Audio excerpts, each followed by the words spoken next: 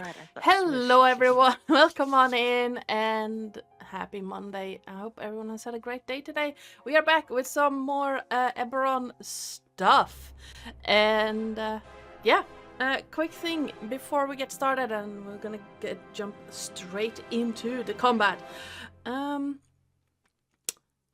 music you're listening to for the starting soon screen, hopefully still listening to, is The Black Cat by Aaron Kenny, that you can find over at the YouTube library. Sound effects and music during the game will be by Sirenscape. The overlay, starting soon screen, and the maps that you're looking at were made by me in Incarnate, as well as I pointed the right direction. The character stat things. All the character art was made by Nat. And you can find his stuff over there and on our Discord, because we have one of them. If you want to catch up with previous episodes, that's not how you spell YouTube. Previous episodes or any other of our TTRPG stuff, you can stuff you can find it over on our YouTube channel. And if you want to know what you can do to help or hinder the party, you can type in !perks in the chat, like so. While I'll go try to figure out why Sirenscape is not entirely cooperating with me right now, let's go around the table and introduce everyone. Let's start with Andy. Who you playing?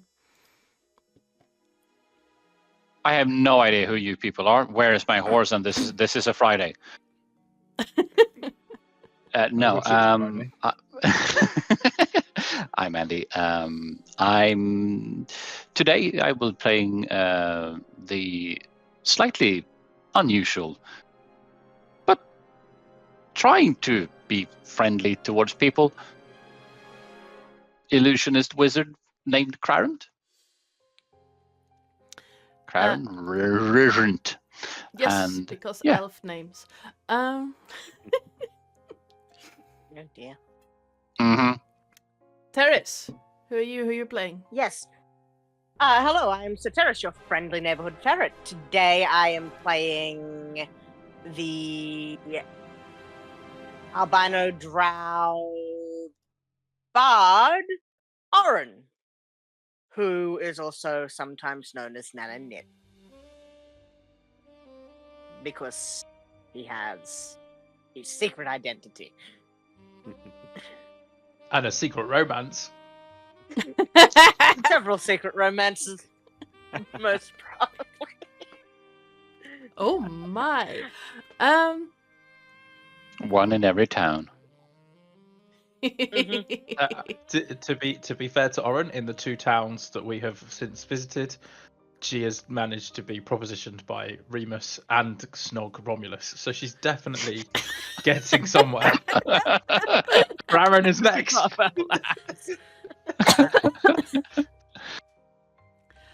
Like All it's right. hard, he says. Speaking of snogging grannies, Psycole. Hey, it wasn't my character, it was Nat's character. I'm Psycole. I am playing Remus Doldorn, sometimes referred to as Remus Doldor, depending on which state of mind he's currently in. The Kalashtar barbarian who is currently pretending to be a door. My bad. Wrong twin. Speaking of snogging grannies. There we go. There we go. Hello, I'm Nathan. I play Romulus Doldorn, the Kalashtar Hexblade Warlock. Apparently, I snog grannies. But that's how that song went, right? I saw Granny kissing. Thing is, my brother is in the room right now, and he probably has no idea what I am on about. You shall have to watch the YouTube channel back. Thankfully, he's got his headphones on. He has no idea what I said, so that's all good. You think? Oh You think. no. The only reason why the headphones are now on is because he's like, I don't want to understand why you're snogging grannies. He just gave me. Just flipped me off. I love it. Hi, I am Ardana or Joe or you there if a majority of my players have any say in it. I am the GM and channel runner around these parts, and I take no responsibility for the chaos that caused the snogging of grannies. That was was all me. Well, the snogging was you, the chaos was Remus.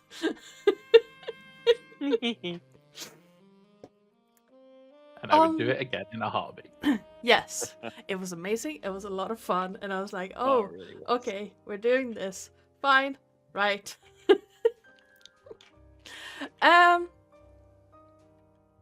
On that note, anyone want to give us a recap of what happened last time? I believe the duty normally falls to me. So last time we finished entering the prison that we are currently in, Prison Mine Ting. We did a little bit of investigating at the entrance and played with some fire.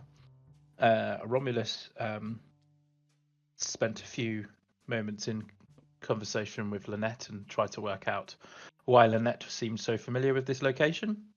And finally managed to read the writing on his sword to work out that it was called Starfall. Saying so out loud caused it to disappear and turn into a bracelet and act more like a bound weapon. And Lynette was not particularly happy both with being disappeared in some way, shape or form and the number of times that she went through the flame, which appears to have stuck. The party decided that the sneaky approach was best, rather than go forward and encounter some of the inhabitants of this place forward. So we snuck round to the left of the map, our right as we came in, and we did some exploring, some really sneaky exploring, and found the toilets, or the privy. There was nothing really of note when finding said toilets, other than the fact that we could hear the sound of the machinery underneath the toilets. So whoever is mining is having a really shit time. And the party then carried on exploring, and they found a ghost in some sort of armor. Our stealth rolls prevailed, and the party decided not to engage and double back on themselves to walk around to the other side of the facility, where they came across a locked door with a rather fancy padlock on it that appears to be some sort of cold-based bomb. Remus became impatient. And despite multiple comments to Kraran, who was directly in front of him and playing with the lock whilst he was invisible, eventually decided to sneak off and just talk to the people inside the centre of the facility. In so doing, he met Silence, explained everything to Silence that he probably shouldn't have explained to Silence, including why they were there and what they were looking for and everything like that. Silence agrees to show Remus to the body. And this is where the fun began. Remus mentally communicated with Romulus to let him know that he was on his way and appeared to be walking a different direction to the way that Remus had entered the room. The party panicked, for want of a better way of putting it, and decided to try and hide. Not quite realizing through factor of map design and just their sheer panic that they walked into the back end of a broken cell where the iron bars faced the direction Remus and Silence were coming from. Despite rolling a stealth check that was relatively low, Silence did not notice the fact that Romulus and Nanny Knit was having a snogging session in the dark. Kraran was invisible at the time and therefore was not involved in said. Well, I suppose could have been involved in said threesome, but Romulus wouldn't have noticed. We progressed to the room. Silence let them in, let Remus in, and explained that the body was over in the corner, and that there was this giant pit in the bottom of the thing, and it's some sort of abyssal thing, and she summoned something from it that seems to be some sort of that they have some sort of deal with to protect them from the ghosts and presumably take the souls of the people that are being in the area. Remus felt mildly out of his depth because it's magic juju and he normally smacks shit. And called on the rest of the party to pop in. Kraran taking that quite literally and turning his invisibility off directly in front of Silence's face and nearly getting a pickaxe to the nose as a result.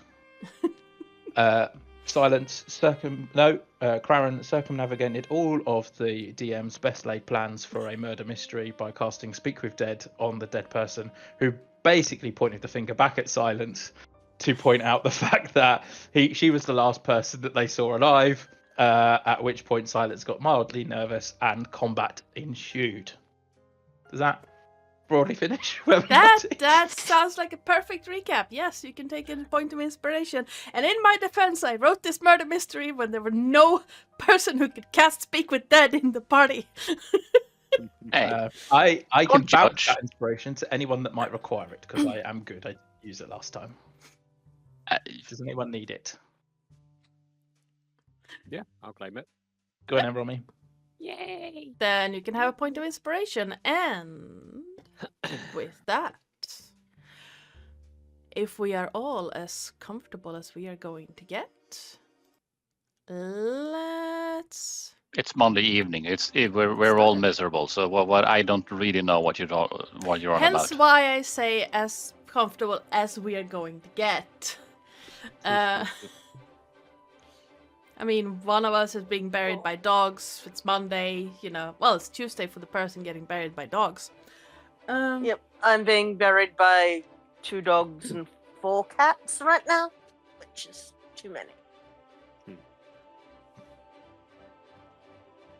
Fork candle. Yes. And let's get started. Echoing whispers are barely audible in your mind, Remus. A quick glimpse of dark red as the pick turns from your brother to you, droplets flying almost still through the air. Dust and stone chips fall from the crack in the doorframe. A red fury rises in your veins. There's a purple tinge to the air, a scent of metal. Screeching of iron on the aged wood as the door behind you shifts slightly against the hand axes. Something in your mind seems to try and claw out, and you hear a voice, a familiar voice, something you've heard before. Just destroy her. Claude's comforting embrace of burning scales seems to wrap over your shoulders. And the rage that seems to come from the depths of eons restrained burns at the back of your throat as you face the current threat. However, Romulus, Aye. you just took a pick to the side. I Straight did. into the ribs. I'm in pain. Yes. And you're up next, so what do you do? I'm up next. What do I do? I'm going to go in for another swing Alright. with my sword. So, okay, I'm getting the bad ones out of the way first. Alright. You swing the sword and the pickaxe seems to almost swing silently as the namesake of the wielder from where it lodged itself into the doorframe just by Remus's head and then just turn around to parry your sword out of the way. Okay. I do have, so for a bonus action, am I able to Misty Step, or is that an action? No, Misty Step is a bonus action. Wonderful. In that case, then I'll use Misty Step for the first time. Alright. And keep in mind that Okay. this circle here is a hole. That's circle. a hole. Gotcha. Yeah. Yeah, gotcha. Yeah, so don't Okay. teleport over the top of it. I do not intend to, so I'm gonna go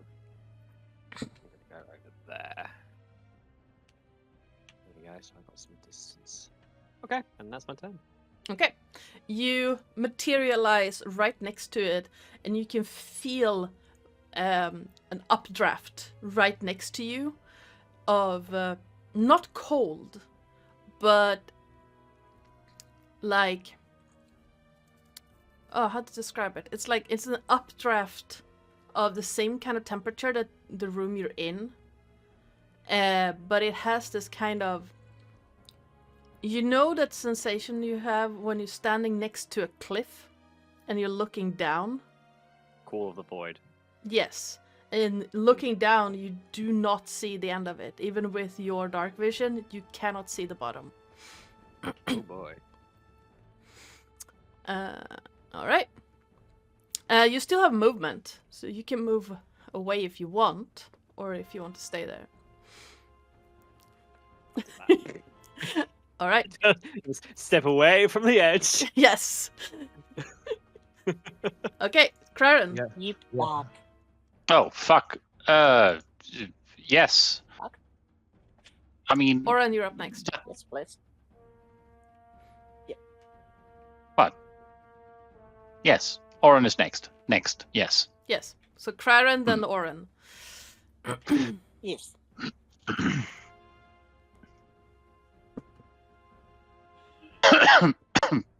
Sorry about that.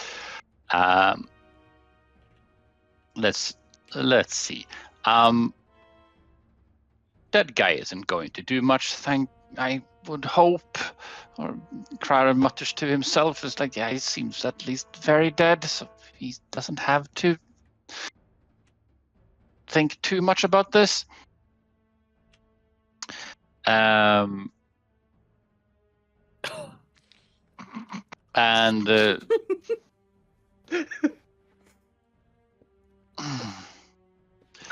such a lovely weather we're having.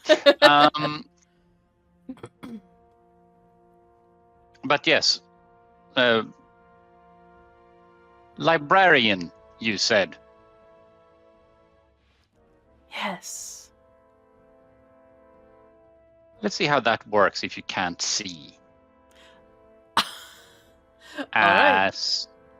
Yes, and that's a Constitution saving throw. That's a 9. Yes. Yay. And yes, she's now blind. Blinded. Nice. Okay. Yay. So I'm gonna put blinded on her, and Because I figured that, well, I, Craren, is more of a, it's more use if she can't see than if she can't hear. okay. Very Yeah. So all attacks against her right now are at advantage, and all of her attacks are at disadvantage. You still have bonus action and movement if you want to take it. Craren is fine where he is. All right. You see Silence, her head just seemed to cloud over slightly. Oren and Remus, you can see this. And she starts looking well, one of it. She has an eye patch over the other.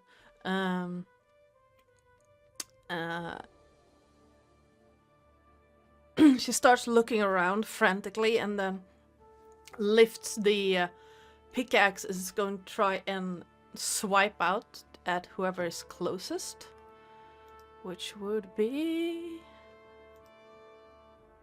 Remus. So she makes an attack with the pickaxe with disadvantage. So that's an 8. I feel her pain. You see the pickaxe just fly down between you and Oren, Remus. And Can I use my reaction to say missed? you don't need a reaction to do that. You can just say that.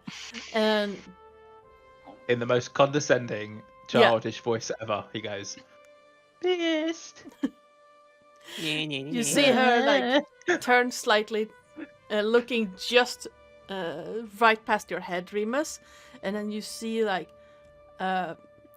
she's starting shaking in a sensation you are very familiar with, as it seems like something is bubbling there, a rage you are very familiar with.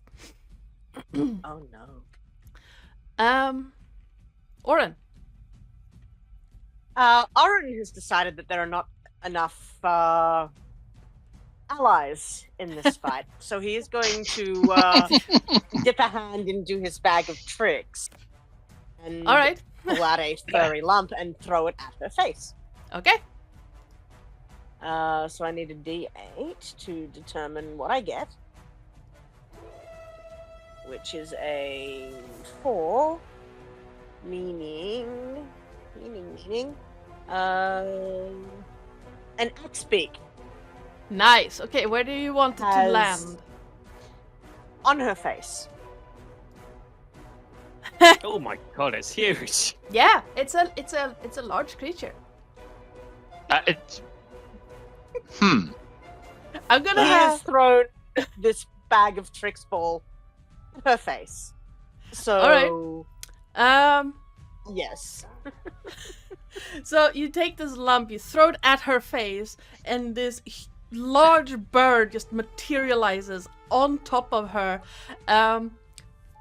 Remus and Oren, I need both of you to give me a dex save. Does my danger sense count in this? Yes, it does. Because you see Okay. Oren just chuck it. You're not prepared for bird, but you know something is happening. I will take a 22. I rolled 10. Oren, you're shoved 5 feet back from the axe beak, and you're knocked prone. That's fine. From there, he's going to. So you will be here. From there, he's going to look over at Remus and just give you a thumbs up and just, you got this, buddy. Giving you an inspiration. Okay. Silence fails hers because she can't see what's happening, and suddenly bird. So she's also knocked back 5 feet and prone. This area between you and the Axebeak Remus is currently difficult terrain. Okay. So traversing from your standing, if you want to get into melee contact with Silence, is going to take 10 feet of movement. Okay. But I do believe the Axebeak. We run it that it's on your initiative count, Oren. So Generally, yeah. it's easier Like that they way. tend to go just after me. Yeah. So yeah, it is then unhappy about having been thrown at someone's face, is going to then try and attack said face meat with its beak. That is I guess that's a 16 because I don't have pack tactics. To hit. Yeah, none of its allies is within base contact with it, but that still hits just. You see her pull Okay, out, so- like the axe beak starts attacking her, and she pulls up the pickaxe to just hold off the beak, but it still manages to just Yep. nom nom nom. Yep, so it does 6 slashing damage to the face. All right. What's with the stare down? Sorry, Oh. No. I'm being stared at. Ah, kitty. Well, pay attention to me. You still have movement, window? Oren, even though it took half your movement to get up again. So yeah, Oren will in fact get up and he is going to let me move all that so I can actually see what's going on because I've got character sheets over the top. So she's under the axe beak there, right? Yes. I can pass through the axe beak and get like here. Yes. It would be Or difficult. Is that too close? You would have to crawl, and it's gonna take. You can just about get there, but it's gonna be difficult to remain standing there. Okay, so I will not. That is the axe beak. I do not want to move the axe beak. I do not want to move the axe beak. I want to move Aura. Okay. I will move the axe beak out of the way for a second. I will move to there then instead. And What happened to the wraith when the axe beak suddenly turned up in front of it? The answer is yes. Yes. The wraith is still sort of there. It's kind of incorporeal, kind of like on the edge of that pit, just floating. Let me actually double check, because I might be thinking about something else, but I do believe they...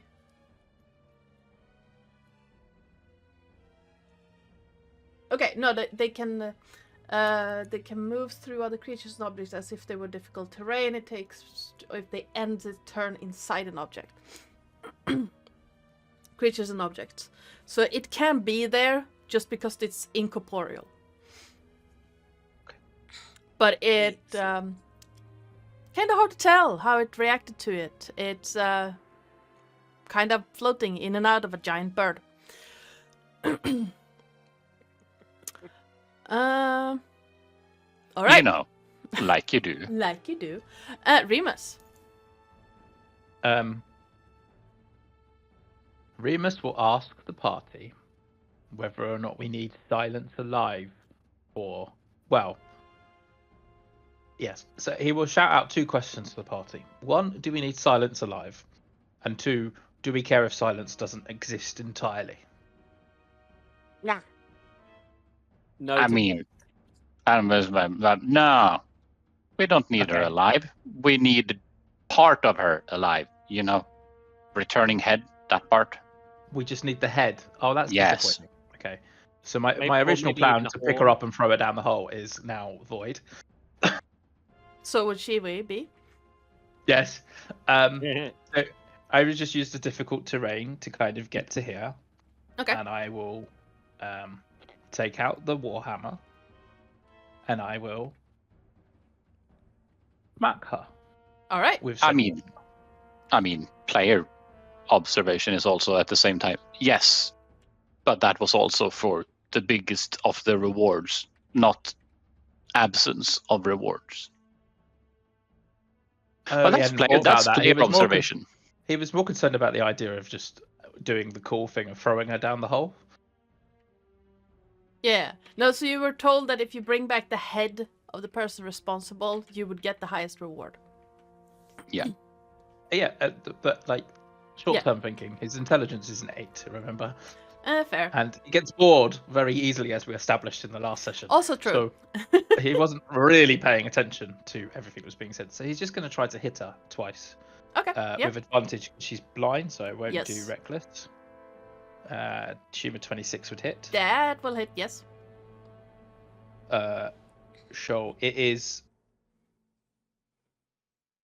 It's that one, isn't it? It's the 3. So I actually only rolled a 3 because it's two-handed. So 3 plus 1 plus 4. 10. God, my brain.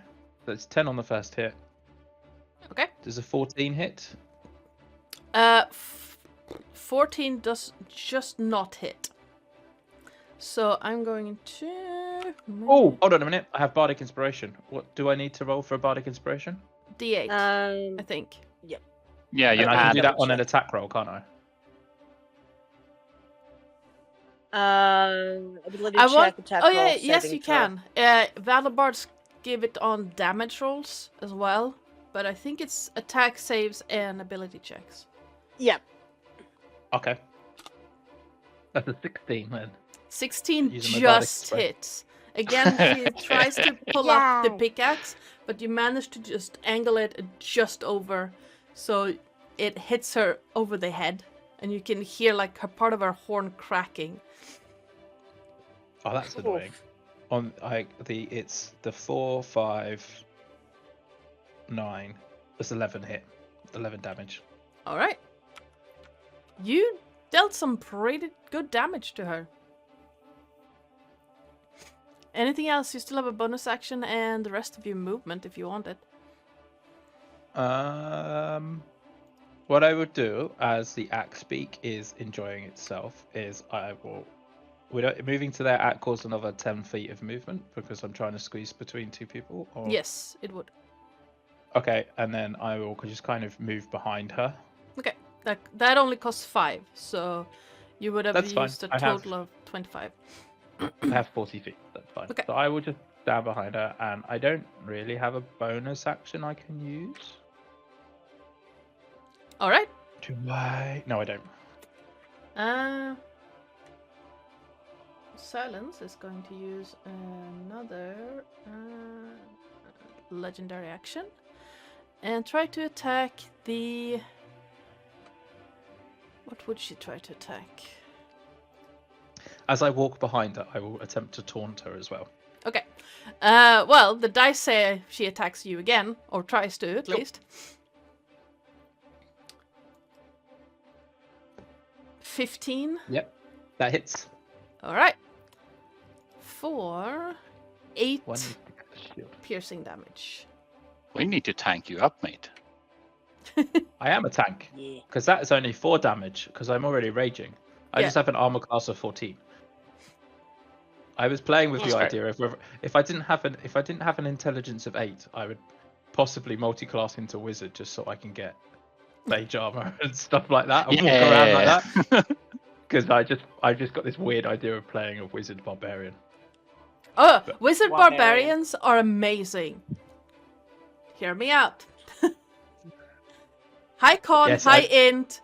No, you don't really. You can play a dex barbarian. You still only need the strength that you need for multiclassing, but the other high ones you put in con and intelligence, just enough to do that wizard bit, and you're golden. Especially if you're playing a Blade Singer wizard. yes, Blade Singer. You can Yes. easily get like 27 AC at level 3. Well, not level 3 because you have to multiclass, but like level 6, 7 there. 27 AC is absolutely insane. All right, that would be you.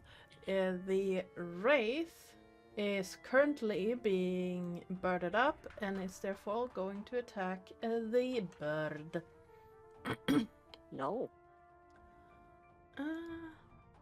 17. Yep, What- it's got an armor class of 11. What's with these dice? Like 15 and 17, both same. All right. 4. Excuse me. Damage. 0. Damage. Oh, obvious. It's 0 damage. Let's try I that. can live with the concept of incoming 0 damage. No damage. It's not. Why are you not calculating damage? Piece of. What is it supposed to be? It's a. Well, if I can bring up the Wraith's character sheet again. It is supposed to be 4d8. So I'm gonna. I don't remember. No. Do you want to roll it manually? Yeah. Is it exclamation point R 4d8 plus 3, I think? Nope. Maybe. Roll 4d8 plus. I think it's /R. Okay. Or click the die thing, click the advanced, just select how many you want, select whatever the plus is, and then click roll, and you're done. There it is. 19 necrotic damage. Oh, that is the creature's hit points. Oh, that's unfortunate. Yeah. So It's almost like It was good almost work like last Terris has a But Terris well, has a thing for adding giant creatures to the.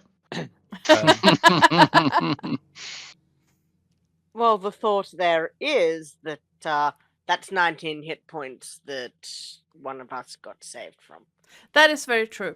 Yeah. So the giant bird that materialized in a poof of fluff seemed to just get hit by this dark green blue kind of energy and just poof out again in a puff of fluff. I will close the speak. Start sheet. And the wraith, where's the wraith going to go? It's going to stay there because it is staring right at Oren. Oh no. Oh no, Oren's getting attacked by another thing that reduces his hit points max. I know, for right? the second time. Silence is going to use the third legendary action and try to swing at Remus again. This is probably gonna end poorly once again. No, it's a 19. That hits. 4. 9 piercing damage reduced to 4. Cool. He will say, "You're chipping away there." I should have been a bard. Yes. My charisma high enough. No, it's not. Damn it. Damn it. Just be a That could have been fun. barbarian. Oh no. Alright. This is in an irritating mood. As she looks around trying to find you, Remus, you see her step away slightly. Not out of your range. And then lifts her hand towards the hole in the center of the room. And just... Creatures of the abyss, aid me. Bugger. Son of a bitch. As you see the mass of darkness swirling, I'm going to 1d4. 1. Thank you, dice. Fuck that. Thank you, Dice. We love Thank you. you. At the center of the... I'm gonna move this guy to the token layer.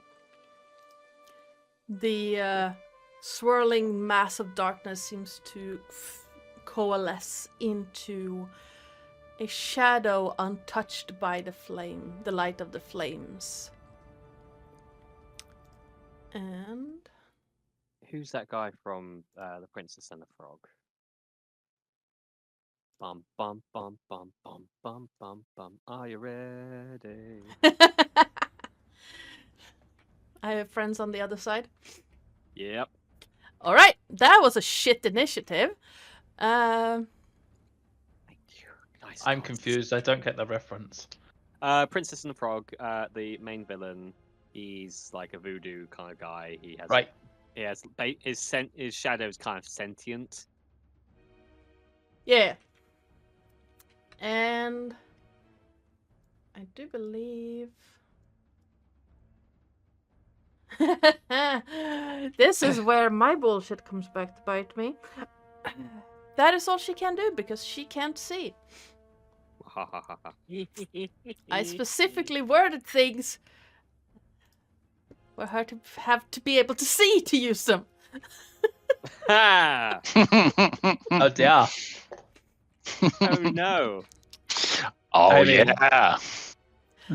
However, this guy that was just summoned is going to lash out towards Oren because you are closest. You- No. Hmm. And a 5 is not going to hit. Yes. No. There's been a lot of nat ones so far tonight. Yes. We're getting him out of the way early. I hope. Oren, you see the like a tendril of darkness, untouched by the light of the blue flames, lash out towards you, and just managed to dodge out of the way of it, and it is going to because it is dumb. Dum dum dum dum dum. dum going doo to dum. move No. here. And we're back at Romulus. Okay, I'm gonna do an agonizing blast at silence. All right. You have advantage because she. Never mind. I don't think I need it. No. If I remember right, you have 2 beams at level 5. Right. So you Yes. Yes. So roll apparently again. yes. with advantage. Okay. Benefit of Eldritch Blast. You get 2 beams. 16 will also hit. To beam or not to beam? That To beam is- or not to beam? So, So, do they have to be at 2 different enemies, or can I No. do a one? they can be Okay. same target, but you have 2 beams that just fire one after the other. Okay, in that case, then I'm gonna So let's roll for the think- crit first. crit. Just click on the where it says Agonizing Blast. Really? Okay, and I'm gonna do it again. There we go. Nice. Nice. So 14 force damage on Plus. the first one. Okay, plus so- your charisma. What? Plus my charisma. Yeah, it's not adding your charisma onto your damage for your agonizing blast. Oh, Yeah, but 6 and 9 is 15. Not 15. Sorry, 14 plus 7. So 21 on the first one. and let's take that out on silence then, because I feel like she needs a bit of damage. Yep. So she takes 21 points of force damage, and roll for the second. Okay, bear with me. I'm going to see if I could do like the charisma thing. So when I go into the settings, next to saving throw, there is a section where it talks about has like strength versus DC, for example. Is that where I Yeah, change so the charisma? underneath it you should say damage, which should say 1d10. If you then do plus charisma afterwards. It says half a save effect, half damage. No, Hang on. Hang on. Bit Hang further on, there we down. go. Yeah, you've got no, damage. I got it. Yeah. Got it. So Oh, 1d10 plus charisma. Yeah.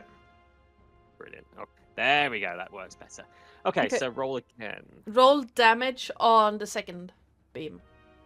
Because the first 2. That's better. Nice. Yeah, that's better now. Much better. 13 on Um, that one. She is not having a great day. Yeah. Oh! My thought. Oh! Sure, bait. Do you do extra damage because of Hexblade's curse? Because you put that on last time. Oh, that is true. Let me double check Ooh. that. As a bonus action, the target is cursed. The curse ends when you die. Until the next, you gain a bonus on damage rolls against the cursed target. The bonus equals your proficiency. Okay, so you do 3 extra per beam, I think. Yeah, that's the Okay. prof boss. Owie. So I just roll damage again. Or... No, you just add... Oh. So your proficiency bonus at level 5 should be 3. uh-huh. So that's 6 extra damage you deal. Uh-huh. So But- she is not doing good at all. But 6 extra, you mean once per or 1 per beam? I think it's 1... if I remember right... let me actually double check. that. Because I seem to remember what you're saying, but at the same time, it's like I also don't remember. Let me double check that actually. Hopefully. And while you're doing that, with like booming blade as well, does that get affected? It's by only for melee attack. only for melee. Okay. Yeah. Gotcha. Choose one creature. The curse ends Okay, and a when it bonus does, to you damage die. rolls. Yeah. Doesn't say. You gain a one bonus to attack. damage roll. The bonus yeah, damage rolls against the cursed target. The bonus equals your proficiency bonus. Because there are 2 beams, there are 2 damage rolls, so you do it twice. And this is why people say that Eldritch Blast is overpowered.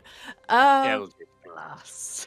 And then you just power it up with all of your lovely Eldritch Invocation to make it even better. And then it's like, Yes. "Wahaha, who needs a And crossbow?" now in 2024, That is for all cantrips with an attack roll.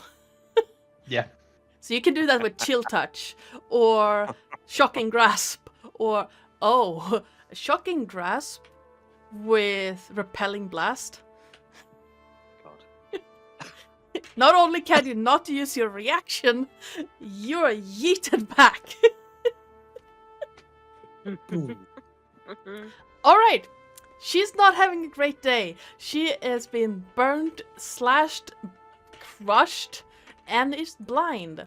You see part of her one of her horns is slightly bent from the impact of Remus's hammer, and you see like holes in her clothing from where your Eldritch Blasts hit.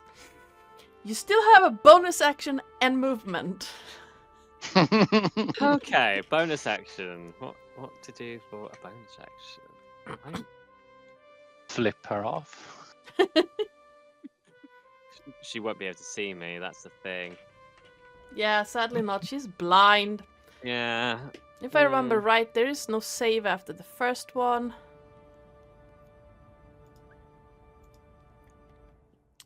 Caught for blindness. Yeah, I don't think... I think I'll leave it there.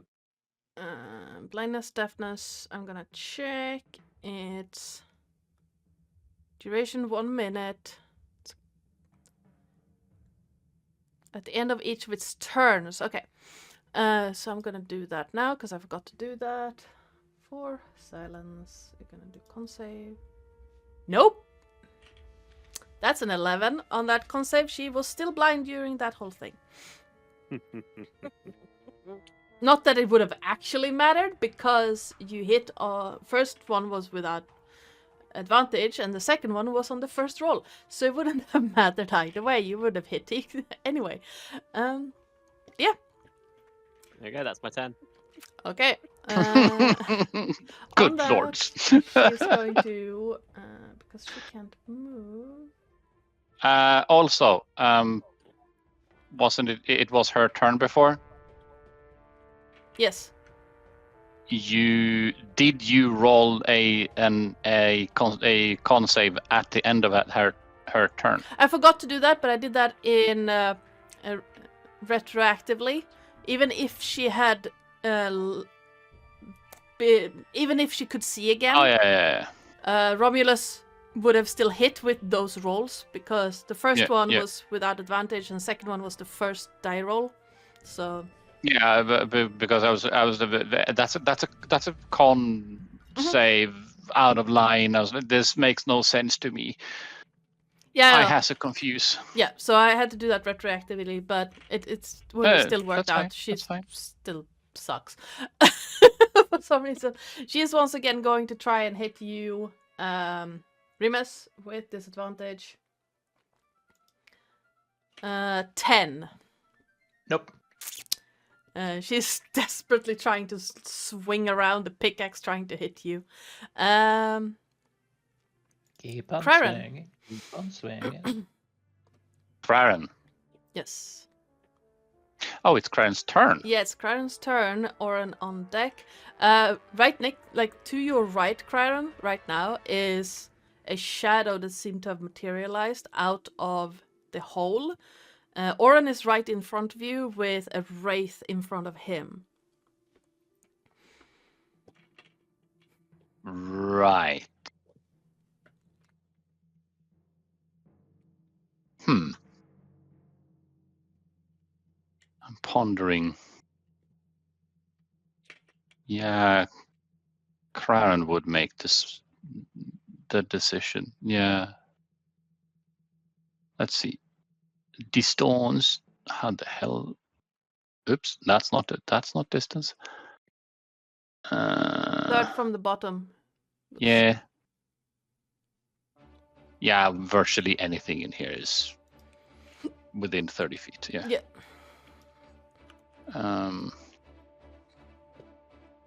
That's fine.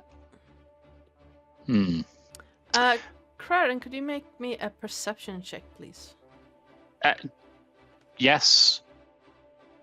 Just finish what you were thinking and then make me a perception Just check. casually, there you go. All right. As you're setting up and preparing for what you are doing, you hear footsteps approaching. Shit. Like echoing slightly through the hallways. Mr.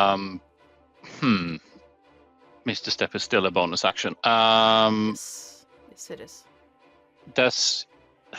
It looks tight, but would you say that he has a line of sight that would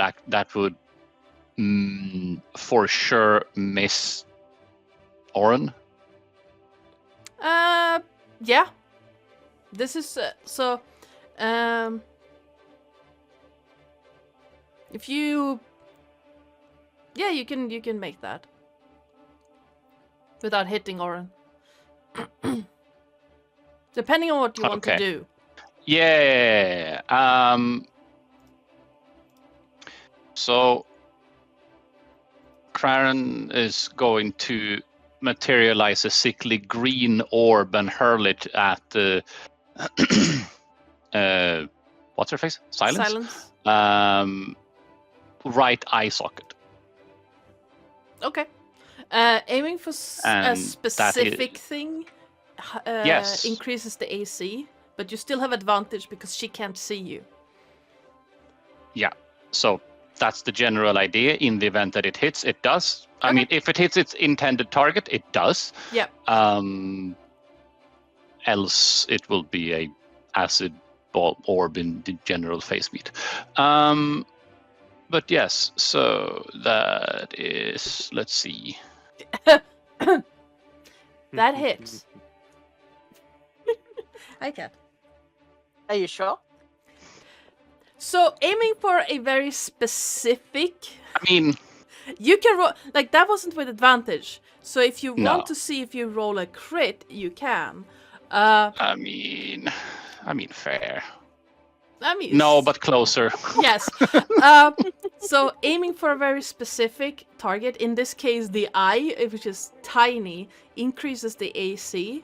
I'd say if you're aiming specifically for the eye, it would have increased the AC by 5. Which you still shattered that AC. You're still way over. So it doesn't matter. Her AC, like her trying to hit the eye specifically, was an AC of 20. So. And you rolled 26. See. So you're still way over. So let's see. How the hell do you roll this again? Click on chromatic orb. Yeah. Is it a damage type or the name? The name. No, I did. Huh. No. In the chat, damage. Click on chromatic orb. So in the chat, you click on the name. Okay. So, but does that? Yeah, it does. It also allows me to select this and plop. Okay. Well. Since you already said that you're aiming for her eye,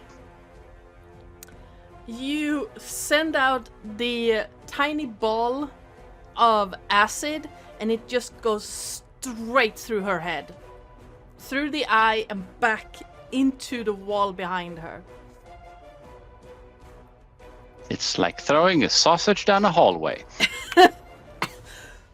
Yeah. And Remus, you see her just crumple on the ground in front of you. A ball of acid just burning its way through the stone next to her head. Aye, Craren. I also get healed up because she was hexed. Wonderful. Yes, you do get healed. Well, I'm gonna remove her from the initiative order. I mean, I would say yes. She did. She did. She did. But the yes, shadow bonus and the action, wraith are still there. Yeah, bonus action All right. because he can. Let's see. You Yeah, can't cast 2 spells. I in one- know. No, wait. He doesn't have that bonus action. Fuck, that's a different character. Never mind. Fair enough. Yeah, no. Oh, you're Yeah. thinking about Benedict? We can do that later. Yes. Okay, yeah, no, unfortunately not. Yeah, because reasons. Eladrin Um, powers. Yes, that would have been nice, but that's not the case. At which point, he will just catch. Hello, I'm trying to move my fucking face meat. Move. Just hey, that's the map. Why doesn't it let me move my character? There you go. Just over here. Just a few steps ahead. All right. Closer to Oren. That is... Where is the dang thing? No, I can remove that. Shadow is going to lash out at you. Really? Dice gods? What? It's lashing out at you, but it misjudges the distance to you and just... me.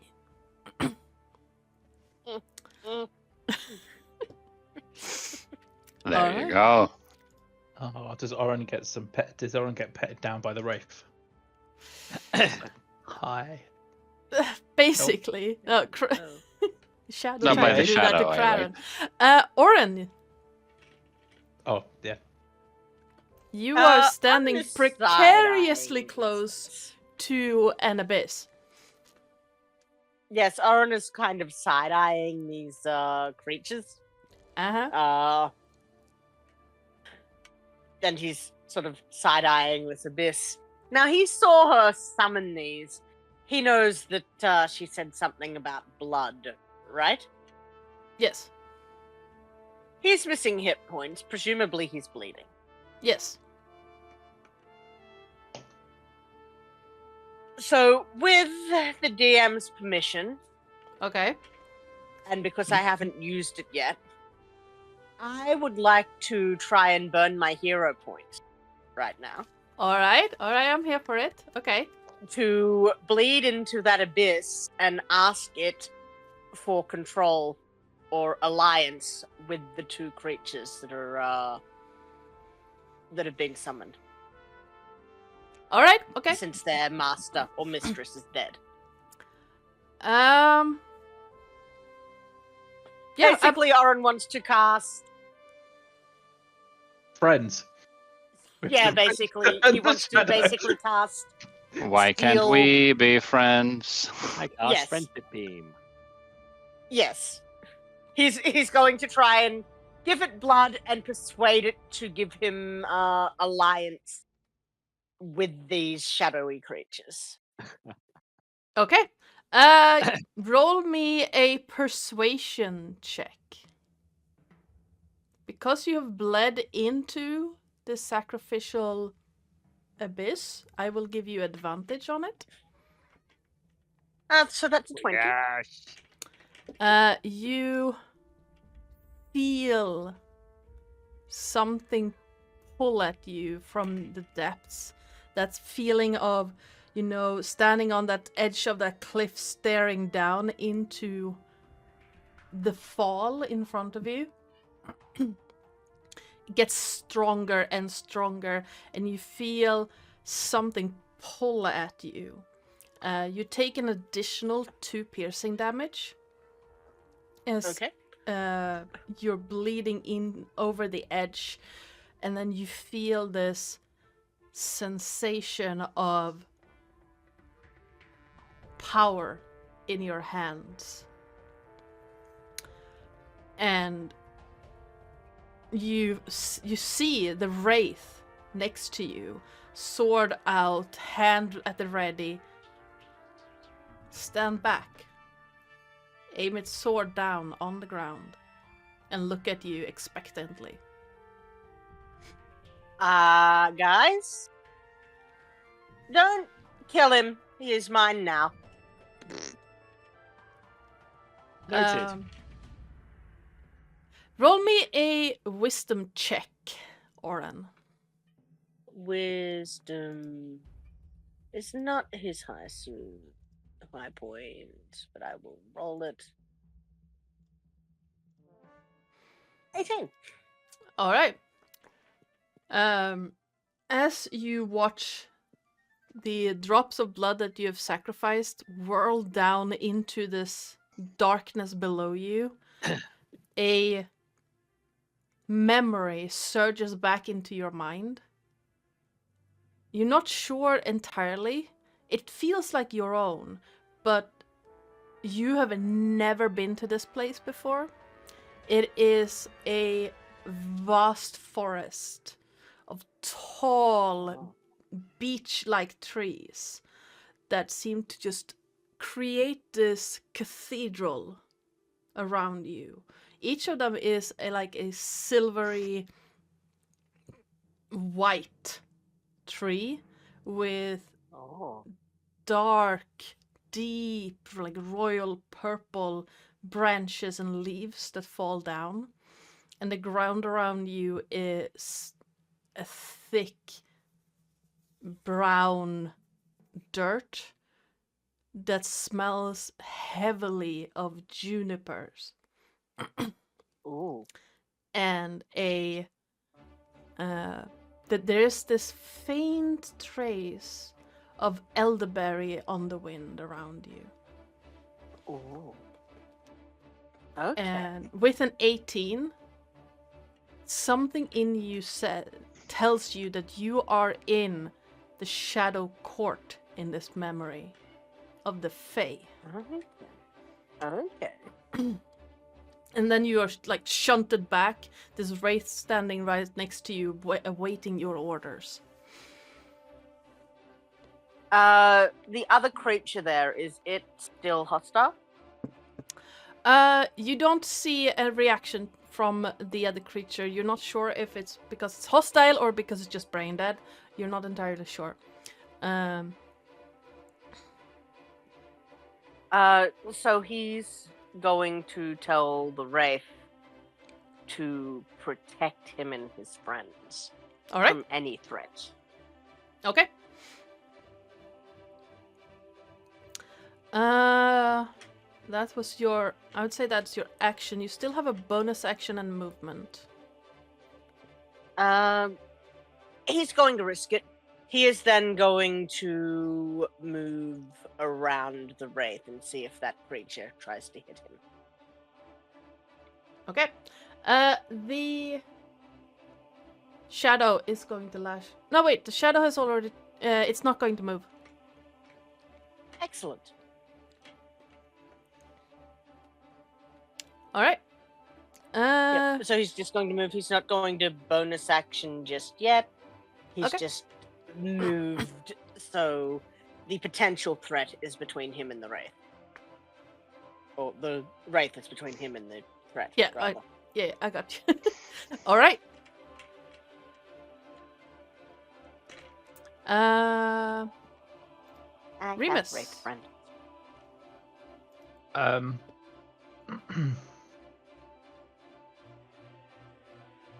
Well, he's going to obey Oren because Oren said don't smack more stuff.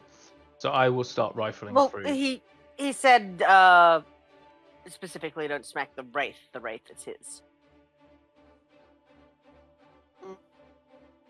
And he's probably dumb enough to think about it. He'll start rifling through Silence's belongings. Excellent. Okay, give me Please. a investigation check. Oh, this is never good. That's a 6 because it shouldn't be with advantage. All right. Ouch. With just like a quick rifling through, you find the pickaxe. You find like clothing, a nice-looking leather belt, nice-looking leather boots, and that's about it. You get the feeling that there might be something more, but in the like quick rifling through, you don't really find anything.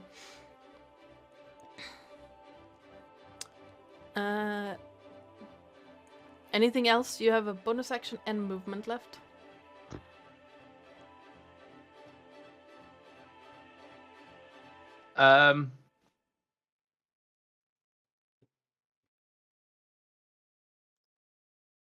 No. I don't think he would do anything else because he's not heard Okay. what you've just rolled for. Yeah. No, Craren is the only one who's heard that. Yep. So because I've not taken any damage this round, does that mean my rage has ended? I can never remember when my rage ends. Your rage ends if you haven't attacked or taken damage on your turn. Or on that round. But that's okay then, because Silence hit me, didn't she? Yeah, she did. So you have taken damage. So you have to... So for each round, you have to either attack or take damage to keep it up. So... Okay. Because she did it... She didn't hit you, though. I think. Let me double check. Damage. You have to take... She has multi-attack. Why did I only roll once? No, I have not taken any damage this round. Okay. And I am not doing anything. So it'll only be if they come into the room and smack me. Well, I just keep my rage. Let me actually do something real quick. Because I forgot she has multi-attack. You'll still be with disadvantage.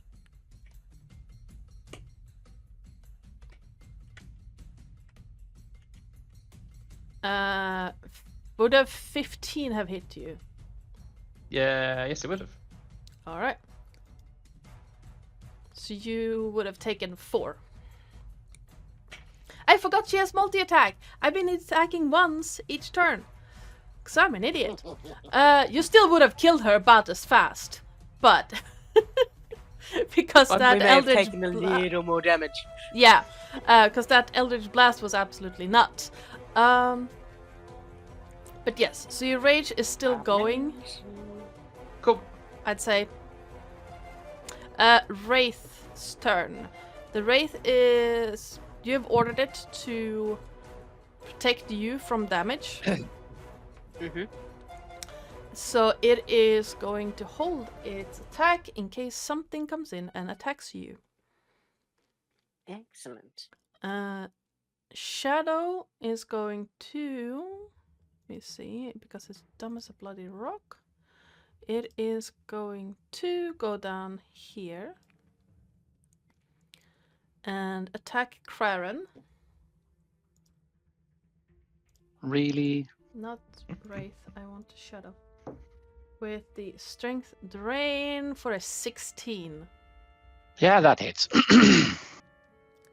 You take...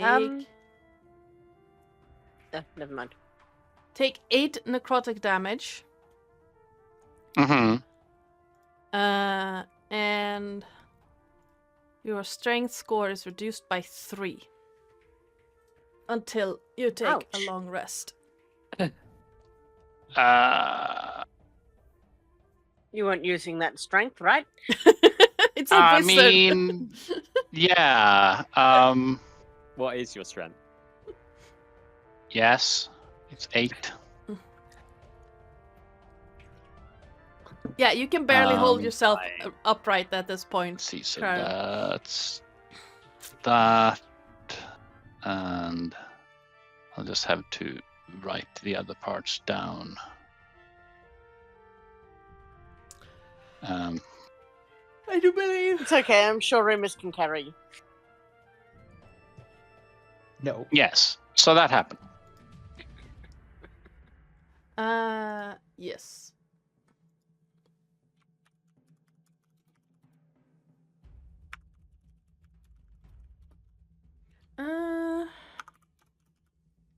I can spell. Alright, that is the Shadow's turn, and we're back at the top of the round with Romulus. I'm gonna. I see what is happening with the shadow, and I'm gonna. Can I? So is it like a physical thing?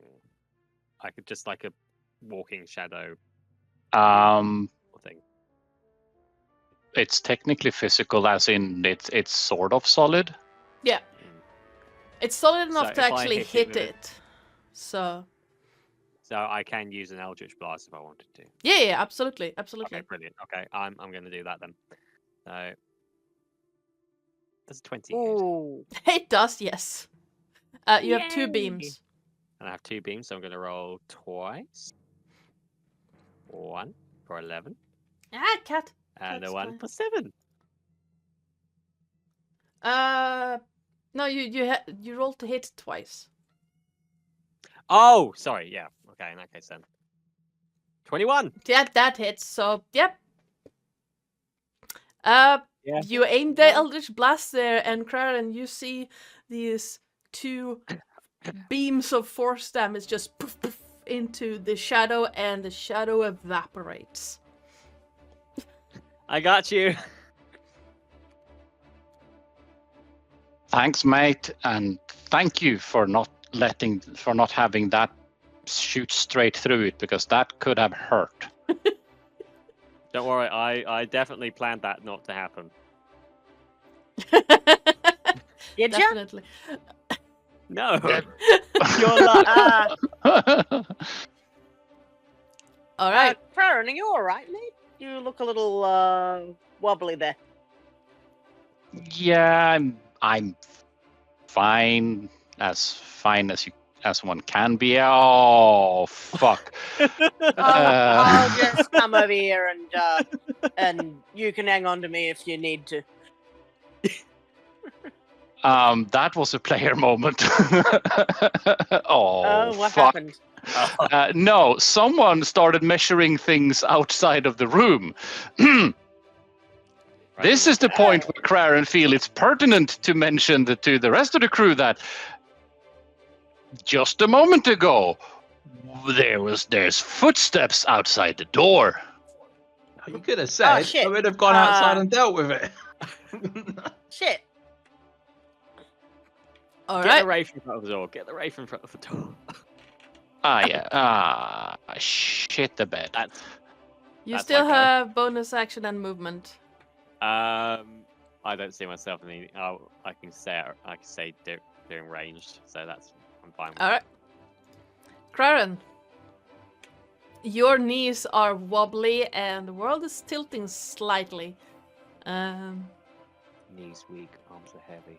That's why I'm a sweater already. While you think of that, I'm going to feed the loud one. Right. I'm spaghetti. I'm just impressed because I can never remember the lyrics of a song. That's the only bit I know. On the surface, he looks calm and ready to drop bombs, but he keeps on forgetting. Well, he wrote down. Yep, I mean, The whole crowd. Yep, I don't remember the rest. Lose at the yourself moment. in It the is- music. The moment you own it, you better never let it go. You only get one. Copyright strike. Copyright strike. copy We're left, fine. copy Right, left. it's a really bad cover. It's fine. Less than 6 seconds and we're Algorithm's fine. Yeah, most likely.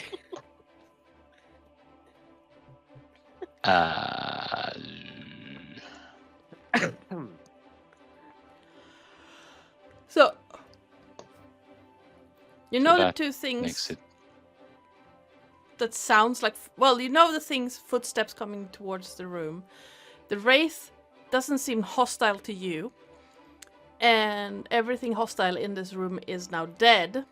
Unless you count the gaping abyss on fire. It's just casually on fire. Yeah, like on top of it, it seems like 5 of those large blue flames are just floating at the top, the very top of this hole.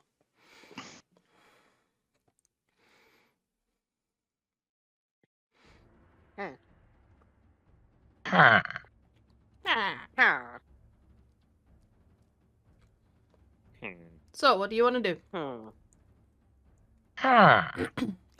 Aside from Minecraft villager noises,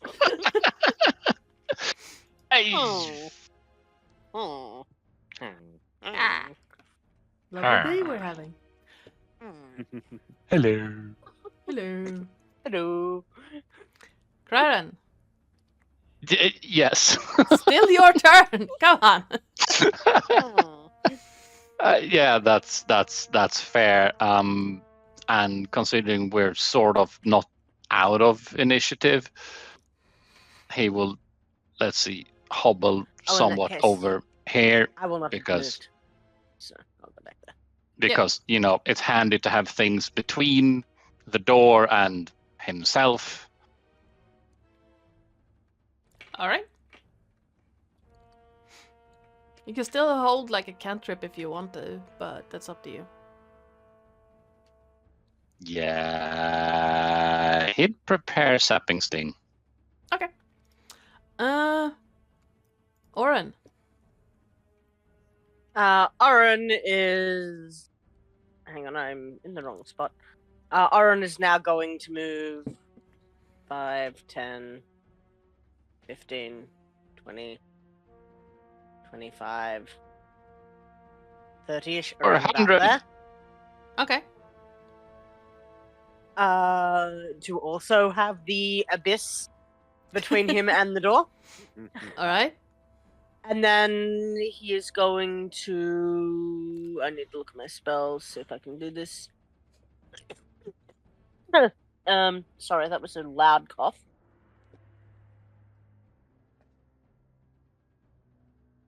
Oh, why do I not have it? Because I've got it over here. It's a second level spell. If I not put my second level spells in. Oh, no, there it is. I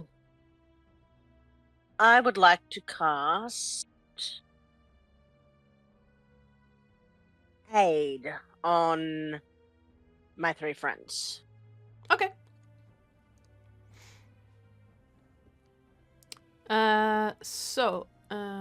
Aid gives you extra hit points. Yes. Up to 3 creatures within range. You have each target's hit point maximum and current hit points increased by 5 for the coming 8 hours. Yes, I should have done this Craven. at the beginning of the day, but I didn't. So I mean- Crowden can live with this. Same. Uh-huh.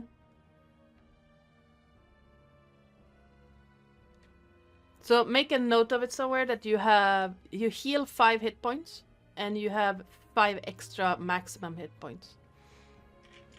Yes, I've just written all of the events out as hit point maximum as a.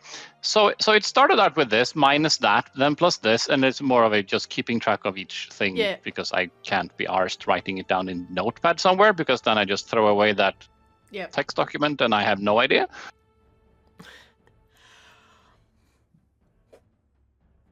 All right. I'm almost tempted though to upcast that at 3rd level. To get yourself, you mean? No, it doesn't give me an additional person. Okay. It Ah. gives them an additional 5 hit points. Ah. That's up to you. I think I will. Yeah, so I'll actually use the 3rd level slot. I've got 2 of those. Okay. To just ensure that everyone is well taken care of. All right. Thank you very much. So each of So you that have... means at You that point. 10 yeah, instead 10. of 5. Yeah. The barbarian appreciates the 20 that equates to for him.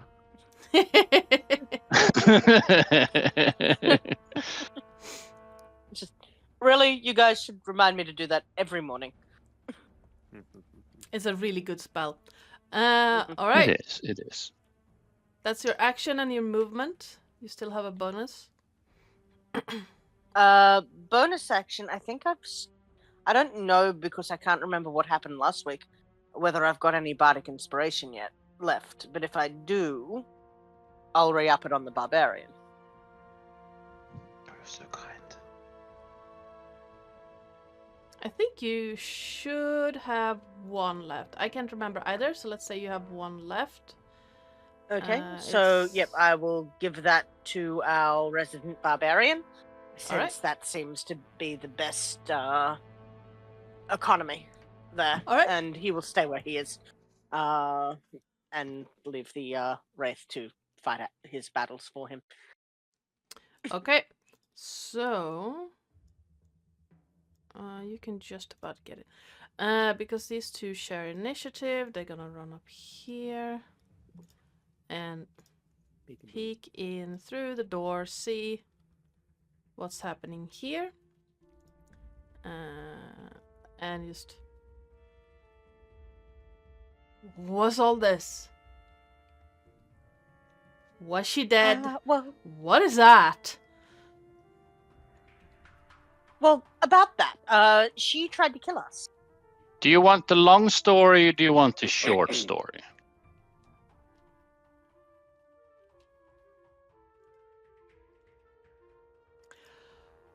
Well, start with the short, and then we can take the long one. Yes. She's dead. She killed that guy. We found out she tried to kill us. We killed her before she managed to kill us. That's the short story. She summons these things too. Yes. Uh-huh. Mhm. Granny, give me a persuasion check. Can I assist because I added that little Yeah. bit on the end? Absolutely, you can do that with advantage. Plop. Not that you needed it. Nice. Good job. You see the guy in the door look through the room, eyes wide, and just putting one hand on the other guy's shoulder and his short sword back into the like his belt. It's not even a sheath. It's just like a dinged up to shit short sword that he just plops into his belt and just. All right.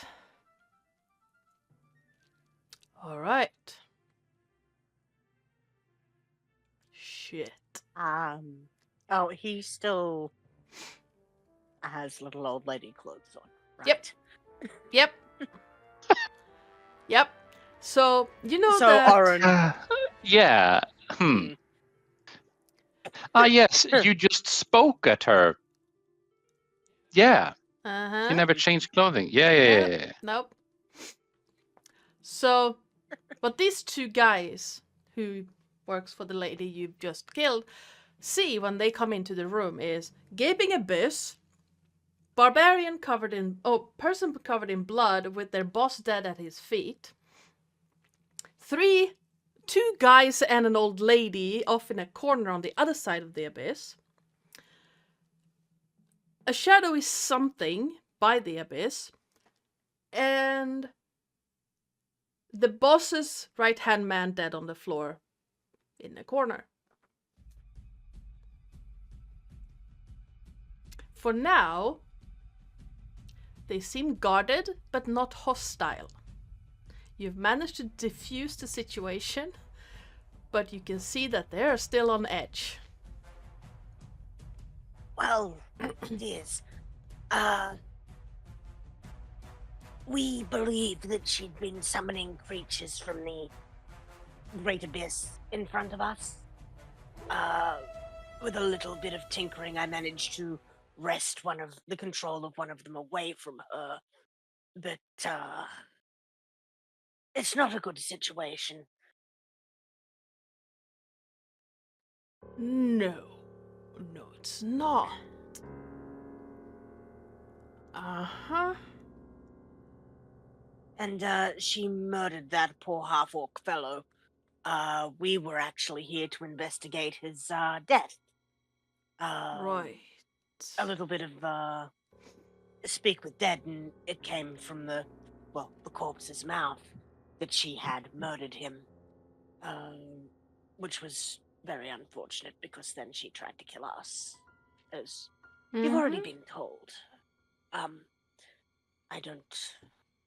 Is there anything else you would ask of us?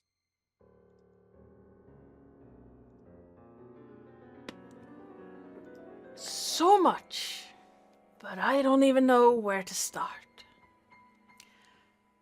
Well, I've heard the very beginning is a very good place to start, dear. I'm going to hurt you, but yes. Well, she summoned that, and he points to the wraith. Yes. And she killed Sarid. Yes. Uh-huh. And you are? None of nips, dear. Right. And these are my boys. All Crard, right. Romulus, and Remus. Right. Not the strangest thing I've seen. But close. What strangers? Very close. Very extremely close. Well, I need a drink. Do you need a drink? The other guy just... Yep. Always I here. think we yeah. could all use a drink. Yes. Well, A drank. grab her. I don't know, leave that. It points to silence, then to the wraith, and follow me, I guess. You can just hear him start muttering something as both of them start walking away. As they walk away to Craren, Orange is going to go, hey, do you think I should try and unsummon that thing? I think that would be wise because, much like Yeah. many other magical beings, too far away from their source, and they normally lose their power over time, so it will just wither away. It would be fair to let it return to its home, if you wish. Yeah, so he's going to, face the Wraith and just go, I think that you've aided us well. Why don't you return to the void? All right. Roll a d20 and add your spellcasting modifier. What is my spellcasting modifier? At the moment, let me... It's the thing you add to your spellcasting. Yes, that one. Yes, my spell attack bonus, right? Yes. That is a 6. So I just needed to find it. I'll just roll the d20 here, and we know that... 8. So 14? Yeah, 14. You see the wraith look at you for a moment, tilts its head, You've done well. and then take a step forwards towards the hole. And as it steps over that edge, you just see a cloud of... as it vanishes. Well, I hope that didn't hurt it. But, yeah, we should get out of here. Good idea. Craren nods to Remus. Will you be so kind as to liberate our trophy? Before you do that, though, let's just have a little look. And Oren would actually like to search the corpse to see if there's anything on her. He's specifically looking for, say, a spell book or whatever for Craren. Okay. Yeah, give me a investigation check. Investigation check? That is not a... Well, that's a 17. That's not bad, actually. No, it's not. So looking over, you find what Remus found with that quick glance. The pickaxe. It looks like a regular pickaxe at first glance, but you see that the pointy bits have been sharpened to be able to deal the damage Ooh. that she did. There's also what languages do you speak, Oren? Good question. He speaks Common and Elvish. Okay. So along And bullshit. and bullshit because he's a bard. Along the haft of the pickaxe, you see writing in a language you do not know. It kind of looks like carvings along the grain of the haft, like lines Well, up and down, jagged lines. well, this thing's special. If there's writing, I should be able to read it. I can read all writing. Yeah, while he's still digging around the corpse, he's gonna hold it up in the air for you to take. Gotcha. With his free hand. Okay. Well, Mr. Fancy Pants being able to read everything. What did I say? And you very nice leather belt. You can see it's probably no more with your background as well. You can tell it's probably no more than just a couple of weeks old. Oh. The leather boots are a few years old, but still very nice condition. Yoink. And in a leather strap around her neck, you see what looks like a metal container with a screw-on lid. Like one of those Yep. capsules you can hang on like cat collars. Yeah, like one of Yes. those. Ooh. Other than that, you lift the eye patch and you can see the eye is gone, like completely. There was no eye there, and the other eye is now gone because Cryan shot an acid blob through it. It would have been Listen, something if- don't judge. So, I'm not So- judging, just stating facts. Who needs new boots and who wants a really fancy belt? Are we even assuming that her feet is magically fitting someone else's? I mean, maybe. Try it on. I'm Just- not in any need for anything of it. Either take it off and pack it away and we can sell it, or Yeah. just leave it on the body. And Um, he's going to take the capsule and just very carefully and away from his face unscrew it. Okay. The metal grinds a little bit against, and you get the sense that this has not been open for a long time. You need to like push a little bit on it. What's your strength score? Not great. He's got an 8 strength? No, Okay. he's got an 8 intelligence. He's got a 10 strength. You have to like Could he possibly use prestidigitation to lubricate that? yeah, absolutely you can. Yeah. So he'd do yeah. that as his. It snags a little bit, and then you use prestidigitation, and the lid just comes loose, and inside it you find a very, very, very thin leather vellum that has been rolled up into Oh. a small roll of text. It's like 10 centimeters long and about 4 wide. That has been rolled in and shoved into this. This is more reedy shit. Is it in Elvish or Common? No, it's the same kind of jagged line kind of writing. Yeah, he's going to shove it toward our reedy boy.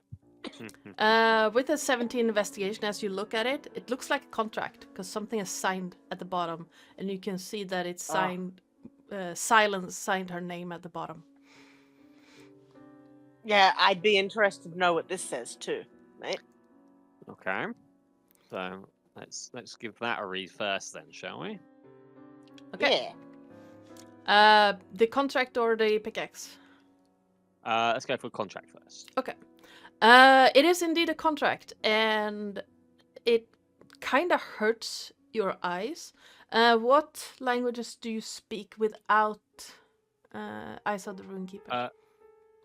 Without is common and Feast Cant and Kiori. Okay.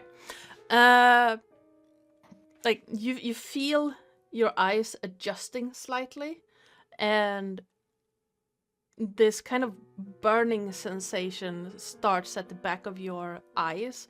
Like if you're trying to focus on something when you're really tired, that kind of a burning. And it's almost like the text shifts to so that you can read it, and it is indeed a contract between Silence and an entity known as Eberron that promises powers in exchange for her fealty and feeding of the Well of Mabar. Oh. Sorry, between whom? Can you type it into chat? Yes, between Silence and an entity known as Eberron. Does Lynette pipe up as I read this? Does she have any kind of idea of? She has been Well. very quiet. If you ask her, she will pipe up. Okay, I will ask her. Do you know anything of this Eberron or the Well of insert realm here? Because I can't read my own handwriting. Mabar. Mabar, that's it. Oh, well, Mabar is where I'm from. It's all the fun stuff of the things that people don't want you to see, Oh, and your Okay. deepest, darkest desires. All that fun Okay. stuff. Eberron.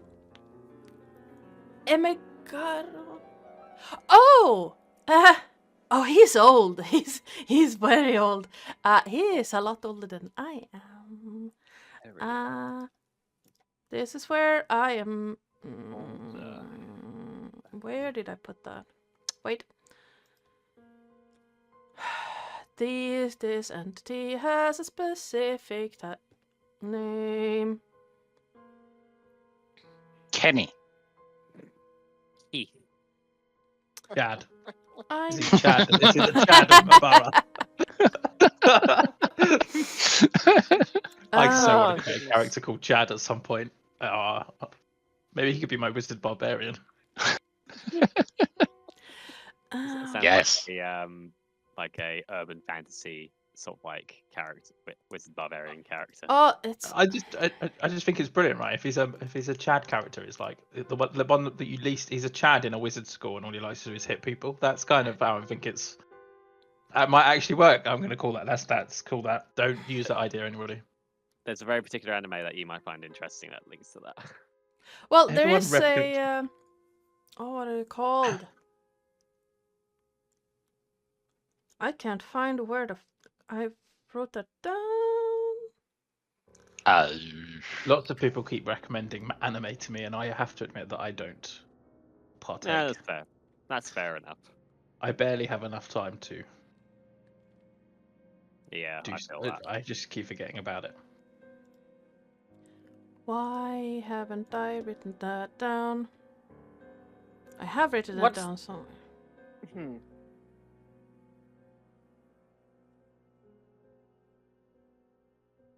Also, would you be relaying what There it is. your weapon is saying?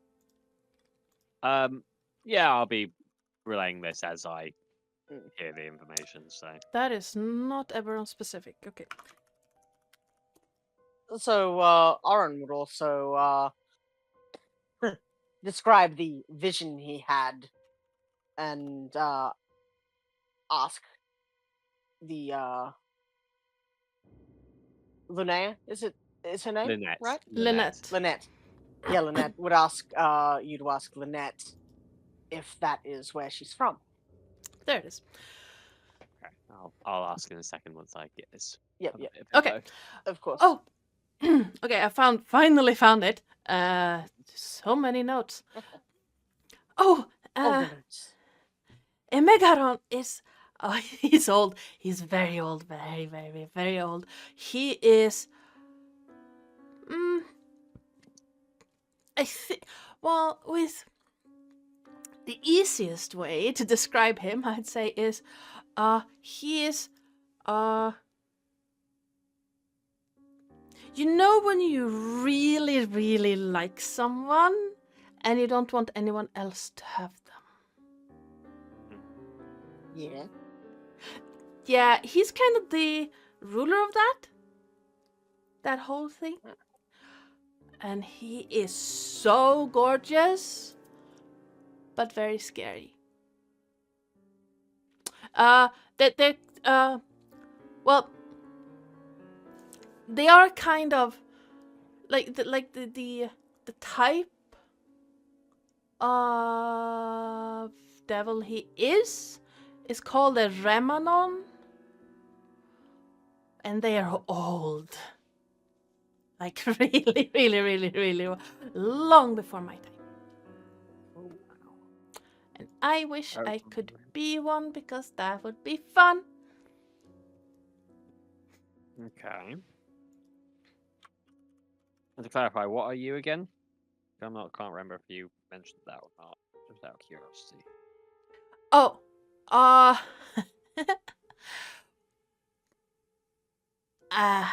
wonder, would that be telling? No, I haven't told you yet. Do you want to know? Yeah. I'm glad you spelled that out because I googled that and I've got Digimon references.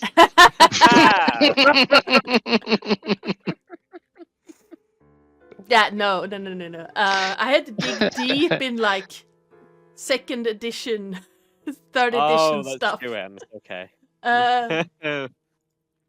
Mostly because I put an N where the double M should be. So Renamon is a beast-skin Digimon. It's the appearance of a golden fox, and I'm like, Yes. Yes, I know exactly who you mean. I love that. I love that Yep. series of Digimon. That's one of my favorite Digimon. Guillemon was my favorite from that series. Anyway, sorry.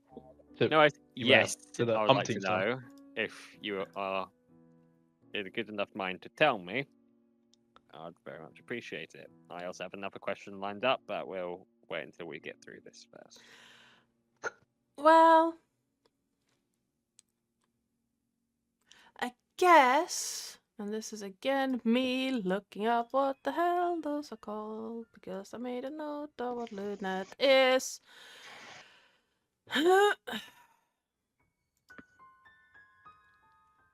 And now I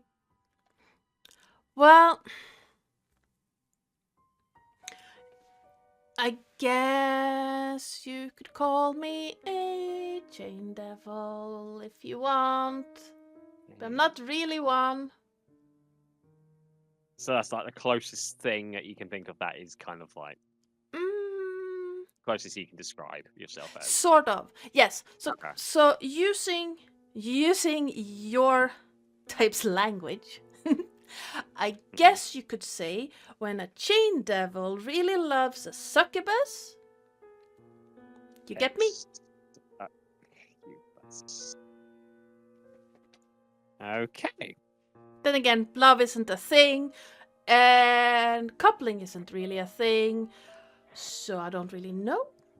But Okay. That's interesting. I'm sure. So when the mommy succubus and the yes, when a mommy succubus and a daddy chain devil really, really hate each other, I'm born. That is some very strong fan fiction out there. So what she's saying is she's a chain mama. Yes. Okay. And next question. So my friend here saw had a vision of this kind of forest kind of clearing of some description, like Shadow Court, I believe. Yeah, Is know. that? Would you describe Smelled that of as where you're from, juniper and or is this? elderberries. Oh no. No, that's not. Okay. Well, So, shadows kind of encroach on where I'm from, okay. but the Shadow Court. Mhm. The only thing I can think of is the Fae. And I don't go Yeah. there. The Fae are crazy. I don't go there. They are crazy. That's saying a lot. Okay. Hot kettle. Gotcha. Okay. Well, thank you very much. Also, how do you know Silence while we're here? Like, I gather she's like a previous like wielder of yours, but like, how long ago was this? Oh. Well, when I said wielder, she kind of helped make the sword. Well, not. She put me in the sword. Oh shit. And that was like, she's not that old. I don't know time. Time is such a silly concept. But I guess like a third of a human lifetime ago, maybe. Roughly 25 to 30 odd. Yeah, okay. Because she put me in the sword, and I was very happy because we had a lot of fun together, and then she lost me in a game of cards, and I wasn't as happy. And then it was fun again for a while, and then someone dropped me down a well, and I was bored, and I went and took a nap, and then you picked me up. Okay, so how did she get you into the sword? Like, did she have any help from someone else, or? I think so. Because it doesn't feel like that's Oh, particularly. yes. Well, I don't know how that works, but there was a really, really, really, really old elf. I think he was elf at some point. Didn't really look like an elf anymore, but I think he was. But he looked really old and kind of weird. Uh-huh. And apparently he owed her a favor. So he helped her. Oh, yes, something about debts paid. I think. Don't really remember. I don't really pay attention. Although he was quite funny to talk to for a while. And I was hanging out in his tower in the woods. But I don't really know where that was. And then I was in the sword and we had a lot of fun together. And it was... although the sword kind of hurt sometimes. And then there was cake. Like when you pull me, like when you draw the sword now, it kind of hurts. I don't know why. Since I mentioned a name written on it. Maybe? Is that what you did? That's there was writing on the sword and I read it and then. Maybe then it kind of hurts now. It's not as fun. Although, yeah, no, it's not as fun anymore. It kind of hurts. Okay. It was much more fun before when it didn't hurt.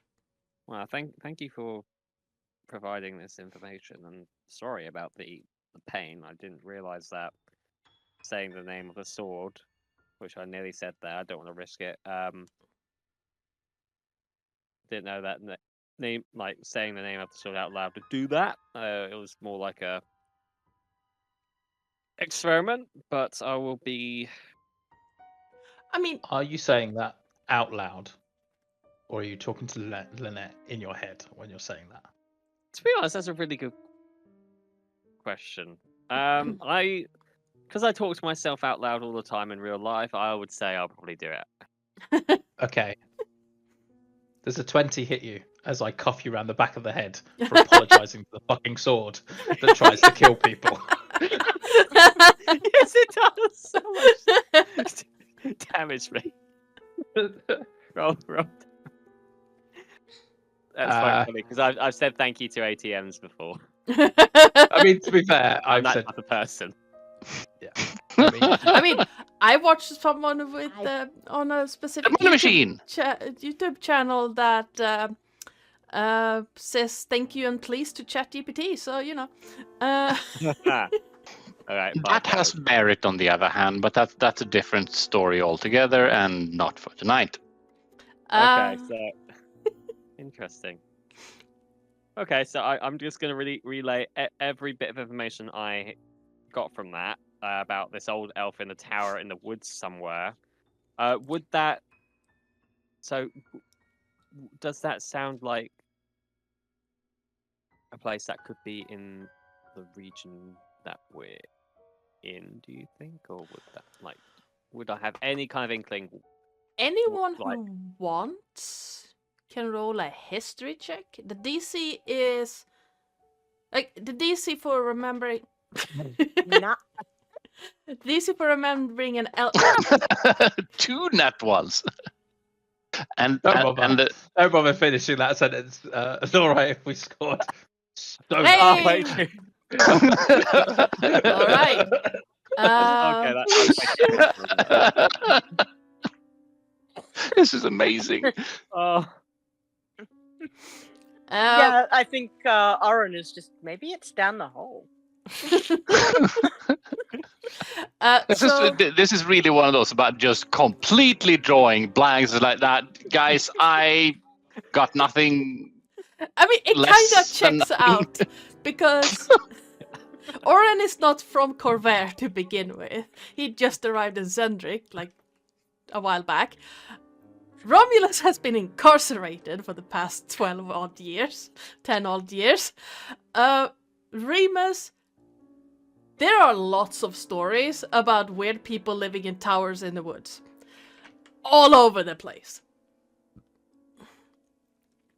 Craren, there are lots of stories of weird elves living in towers in the woods, but you do recall a specific story about a very powerful elf mage living in the forest in the woods. Madman on a hill nearby. Exactly. I am dying. You like filtering through all of these weird wizards that you know of that live in towers in the woods. One particular comes to mind, an elf that looks kind of weird, and is very powerful and probably can enchant an actual devil into a sword. The name Mourning the Fleshweaver comes to mind. Mourning the Fjarlan was a wizard who was once part of the Wizard Council, known as the Closed Circle in Sharn, and was ousted, and people tried to kill him because he was doing transmutation stuff with living creatures. of course he's going to sound dodgy. Craren is looking at 3 completely empty bird's nests, and Huh? yes, much like that. It's about guys. Huh?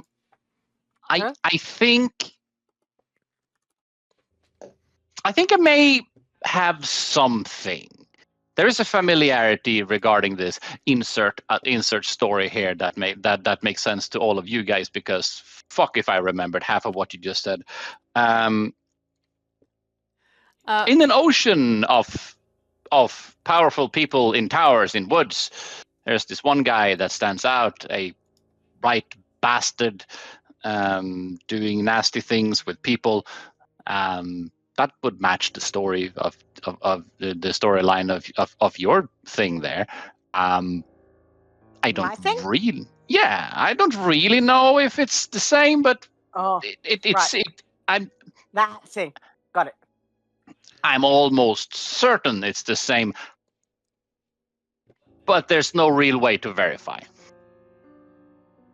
Remus Alright. kind of is putting his hand up in the corner whilst Quarren's talking about all of this. How do you find a forest on an ocean with a tower in it?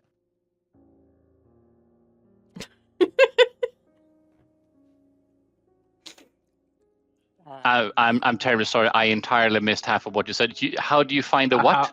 How is a forest on an ocean with a tower on it? Nah, mate. I think you meant like an ocean of magical people. Like, it's a figure of speech. Like, unit of measurement. Like a fuckload is a unit of measurement. A metric fuckload, mind you. Okay. Large, choosing from a large number of similar stories. Okay. With a natural 20 for 24, you also recall that this particular wizard has set up shop on the borders to Droam in a place known as Mourning's Hall. Oh, that guy. And if you look at your map, Yes. you have to Oh, pass I've been planning a by visit there. Mourning's Hall. What? Do you Yes. think we should give him a visit on the way? We can send him a postcard.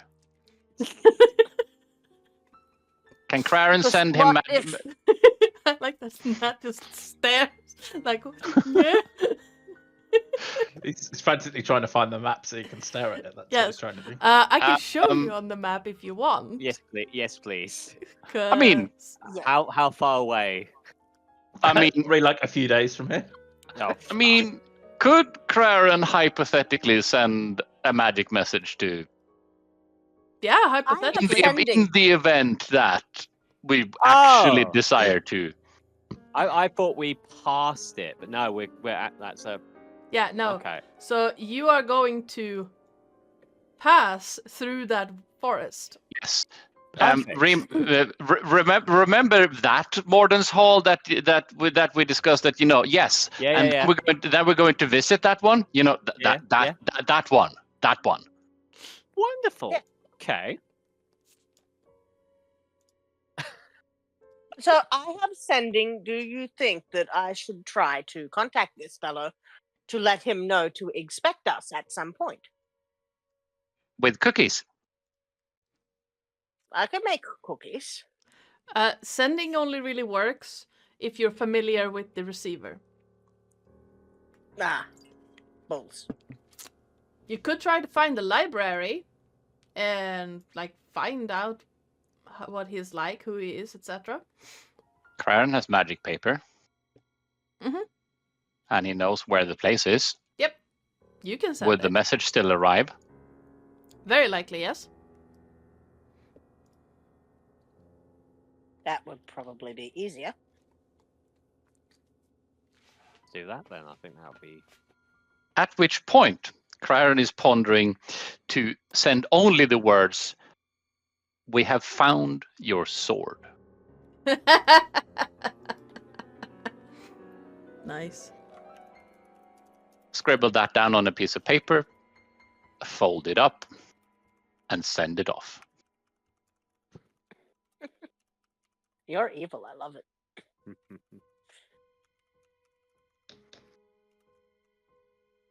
Because Craren has this inkling that he will know exactly what we've found, and most likely where it's most likely to be. Mm-hmm.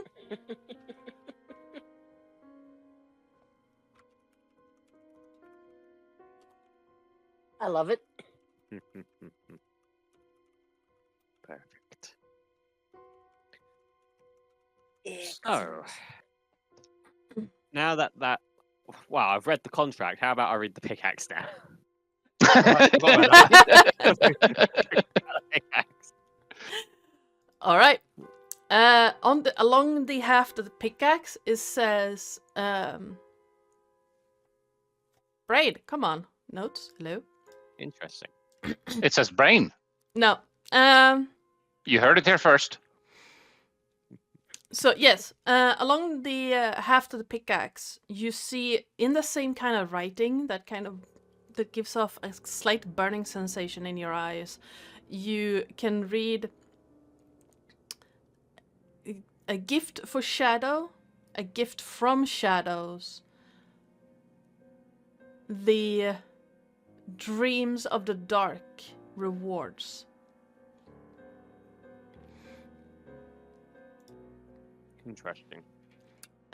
Doesn't seem to have, like, it's not runes, it's just writing.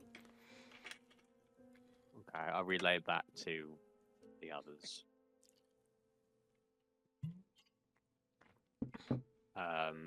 In what language? Infernal. Yeah, what language? Infernal. Yeah, both the contract and writing on the pickaxe are in Infernal. Could you repeat that for me, please? Because I was just writing it down and I've forgotten the second half. Okay. A wonderful thing of Infernals. gift Are Infernals to- wonderful things? Shush. Our Infernals are wonderful. Okay. Depends on the campaign. It is, and it does, yes. The roof breaks, everyone dies. Because you're under a lake. Don't worry, there's a bottomless pit. There'll be a plug. A gift to... A gift... Did I say gift from... Gift to shadow, a gift from shadows. Brain? I can't find it in my notes again.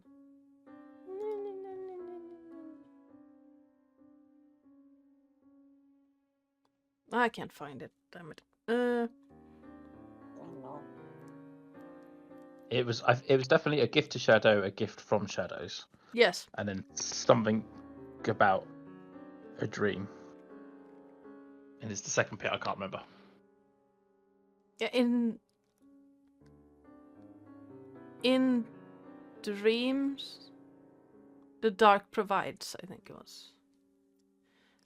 I can't find it right now because I scrolled past it and the current document is nearly 6,000 words long. So I will find it, but Could you control F and go gift from shadows and see what happens? no, it's it's a Word document. It's not Google. You can- Yeah, you can control F and Yeah. Word documents. It just made it bold text when I did. Oh, control H then. See if that works. Oh, right. Yeah, I forgot. Word. Thinks it's special. Uses different commands. A gift to shadow, a gift from shadow. In dreams, the dark provides. I might have read it wrong the first time.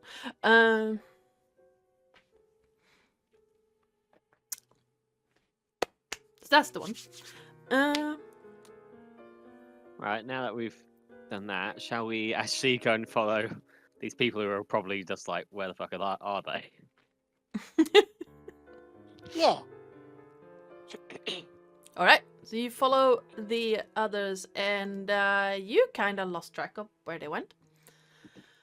But judging by the sounds, they went back into the center. With the So yes, Remus, barricades. will you bring our trophy with us? Yes, I will drag both the body of Silence and the body of the other guy, whose name is momentarily left Sarid. us. Thank you. I will drag Silence and Sarid. Okay. Well, I'll carry one and Drag the other. drag Silence. Okay. As you drag her along, the horn that you broke finally just falls off. Because you hit her over the head with a hammer. Question: how broken does this horn look? Like, I mean, Is it poisonous? It's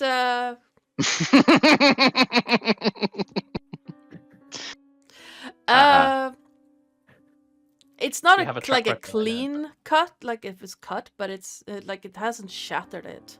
It's just broken off. Is there enough of it that with a bit of, scraping, polishing, whatever it could be turned into, say, a war horn like you could do with a goat's horn? Yeah, probably. He's gonna pocket that. Okay.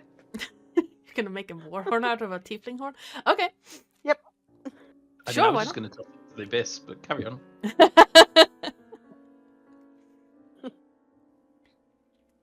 I mean, yeah, that works. All right, you make your way over to.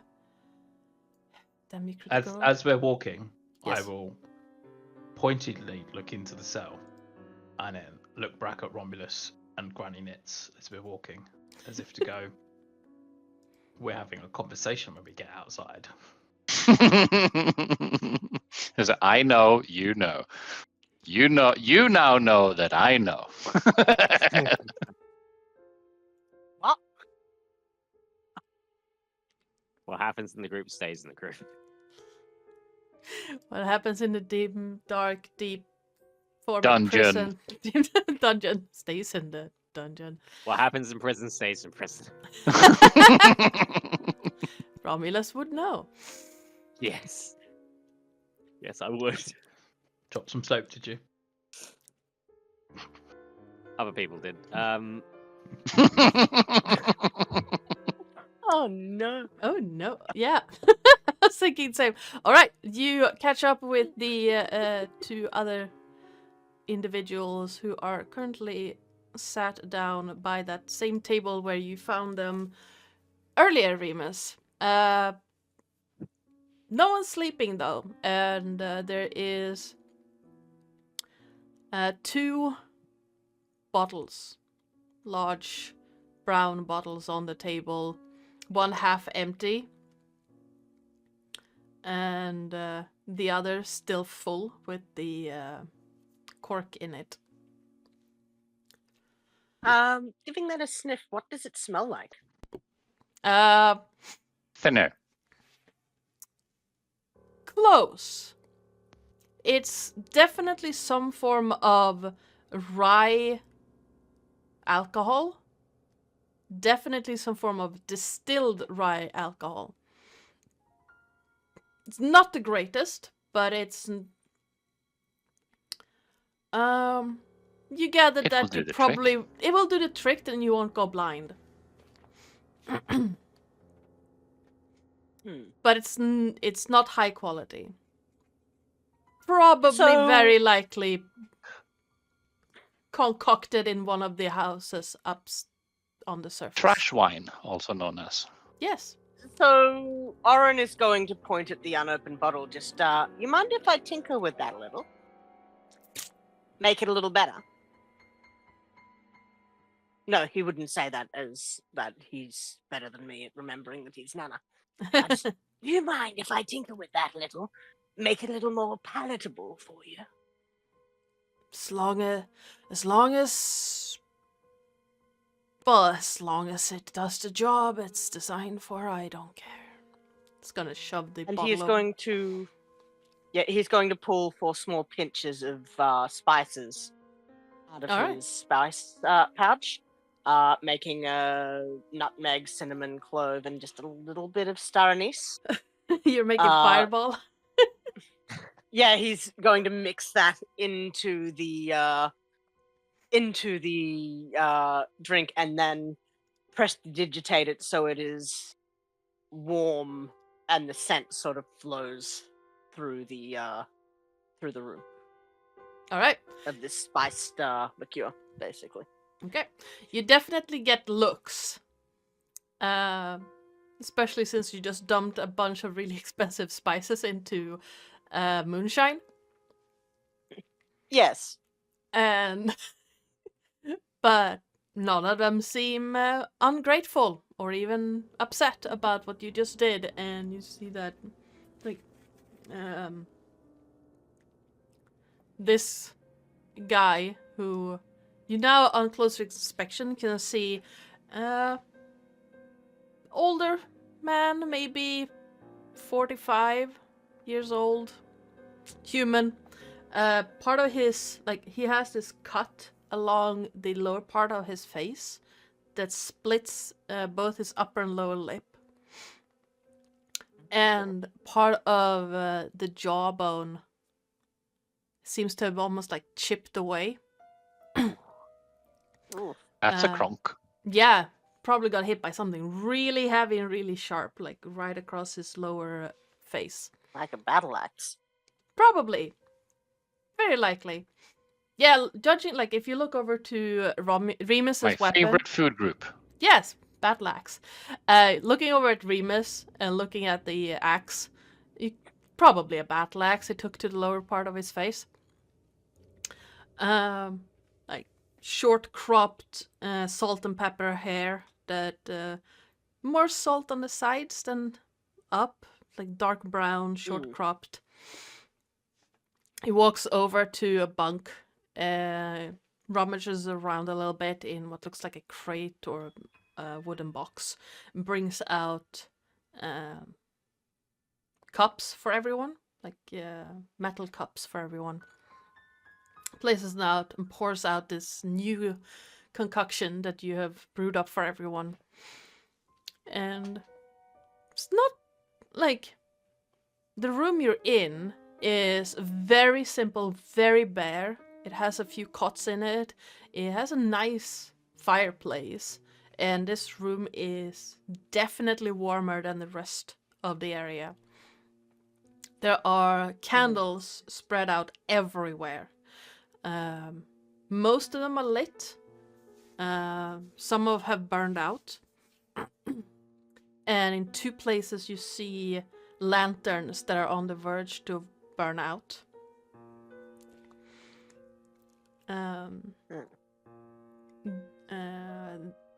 He just grunts a little bit as he places out the cups. The other one, the one who's been talking the most, seems to be a dark auburn hair held back in a short ponytail, and a 5 o'clock beard situation. The other guy has clean shaven. Excellent. And the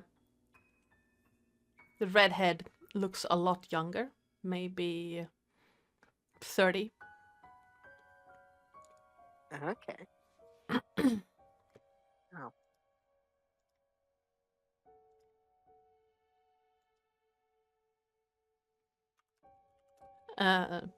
Just shoves the bottle towards you and looks at you, Oren. Now, were they drinking just out of the other bottle? No, they have a cup each, so they would pour Okay. out. So, Oren / Nana will pour drinks for everybody from this new and improved bottle. Mm-hmm. The new and improved bottle, which you can get for only $9.99. Oren, would you please roll me a deception check? Deception, you say? Yes. You can tell that the Oops, younger I of these rolled two... on the wrong thing. Give me a second. Yeah. You can see that the younger of these two is like eyeing you intently. But That is a 23. seems to be buying your Nana Knits persona. But he's still like, his eyes is... You can tell that he feels that something's off.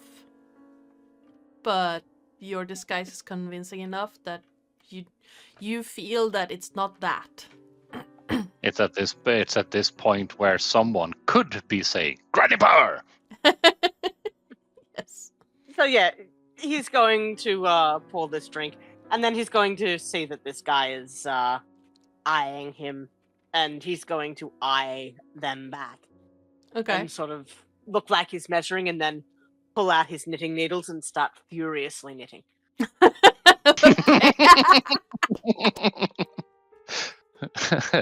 Maintaining eye contact, asserting dominance. Yes. The older of the two men are gonna look over to the barricades and towards you, Romulus, and just, are you coming in, or are you standing out there looking pretty? Well, I'm already in. I was meant the other two. You're talking to the other two.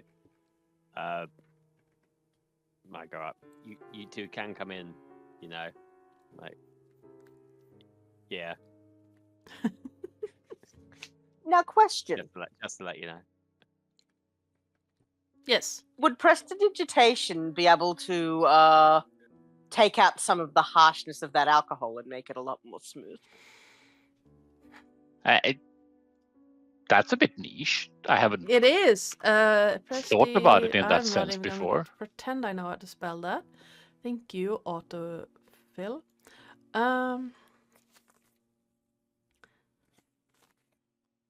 You make a color a small more. Chill, warm, or flavor. Yeah, you can take a. It's gonna last for an hour though, but I have a feeling that you're gonna finish this bottle in an hour.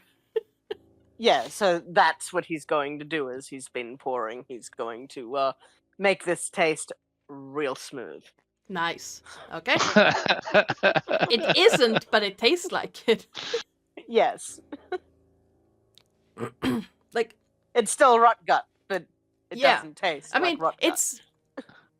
It's not horrid. It's not top shelf, but it's not horrible. Yeah. Still gonna rot you from the inside, but you know. Yeah, he's just gonna make it taste very elevated. Nice. I mean, the aftertaste in the morning when magic has gone away, and at that point, I had cat last night. Yeah, there you go. Yeah, it's that in Dinner for One where he drinks from the flower pot. Yeah. Smells crying of the cat. I say as if everyone has seen Dinner for One. If you we haven't, have linked watch it. I have linked it several times on Discord, but if you haven't seen it, watch it. It's one of the funniest sketches ever made. Yes. It's right up there with Who's on First by Abbott and Costello. A lot longer though, but anyway, I digress.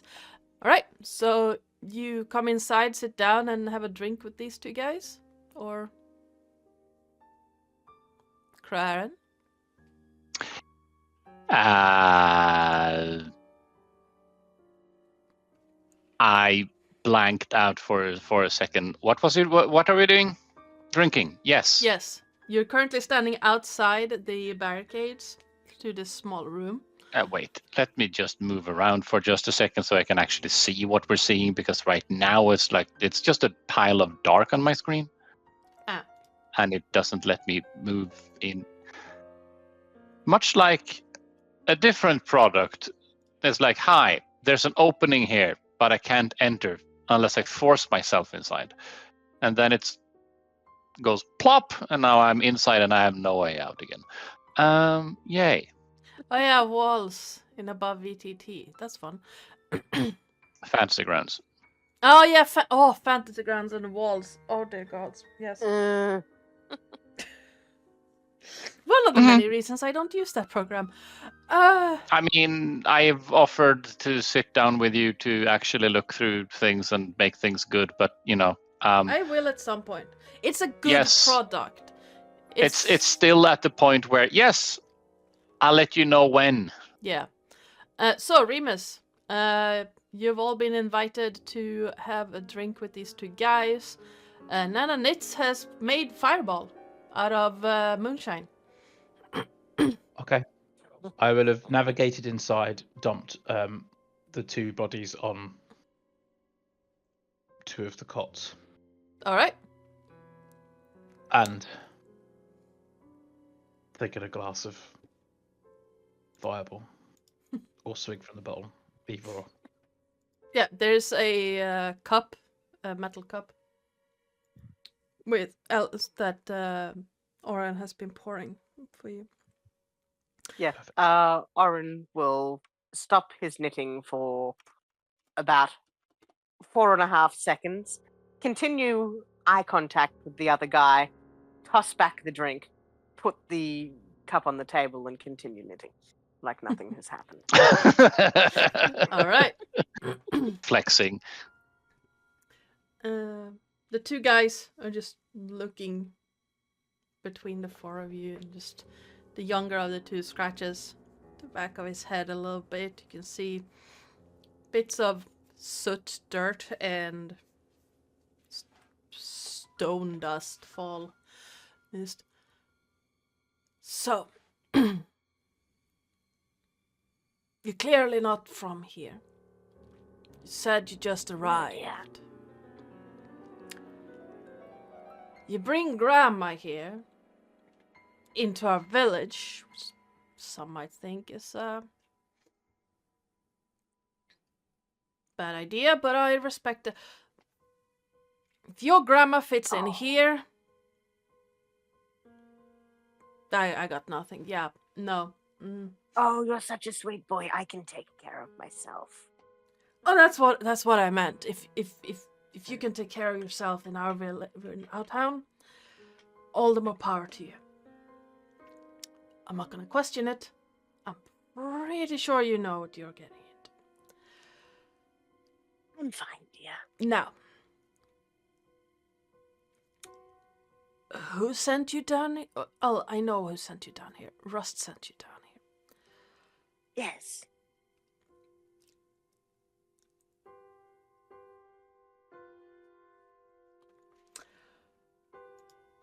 Well, don't know about you guys, but read somewhere, or heard somewhere, heard from someone. You're outsiders, all four of you. Oh, that is very astute of you. Well, Yes. I'm making a point here. We just lost our boss and her right-hand man in a span of 2 days.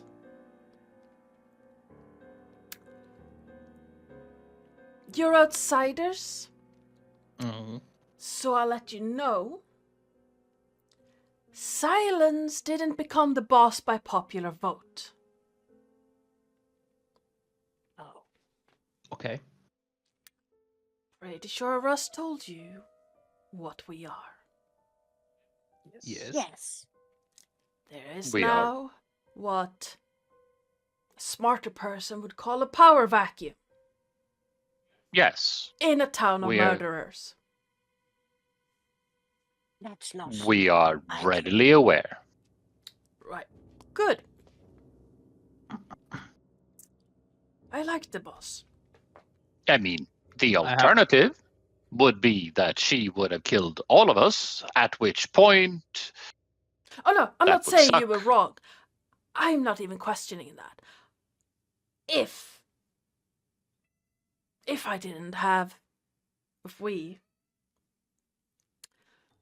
my friend here and I didn't think you had a point, we would have tried to take you down as well. that seems awfully inconvenient. Right? Right. So, It would not have gone well for you, dears. So we need to resolve the power vacuum. oh no, we will take care of that. Trust me. Oh, that's a shame. We I was will wondering take whether care of the that. qualifying I'm just power saying was it. the murderer. Yes. I'm just saying that it might get a little bit tense in the coming days. Now, with Silence and Sarid both dead, and Rust being the guy who sent you guys to fix it, he might be the one to be in charge. He has my vote. Is that a play you would back, dears? The older guy shrugs his shoulders a bit and just As long as it's not me, I don't care.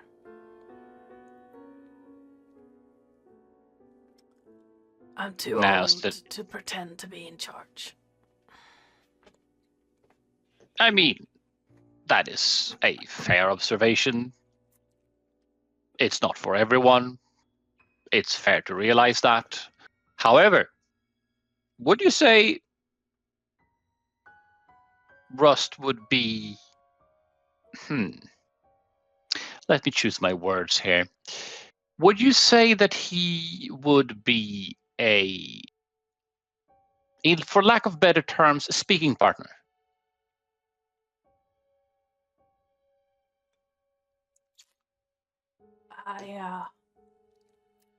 What? What I'm saying is that in the power vacuum, I'm going to assume you're going to need a unified, something that unifies your place, your village. You're going to need someone who can talk and do the diplomatic bits and the administration bits. And from what little we know and from what little people we've met, he seems competent. Would you agree? Oh. If Russ decides he wants to be in charge, he has my blade. Excellent. It's clearly the smartest one, but I'm also not dumb enough to stand in the way if someone wants to take him out. Well, if it's a big force. If it's only one, I'll help him. If it's more, And that is entirely fair. But someone needs to lead this place forward. Establishment. Yes.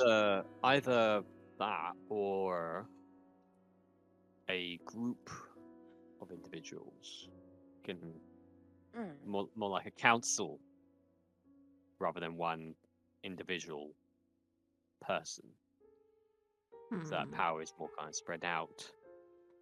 And everybody has a More representative. evenly. Exactly.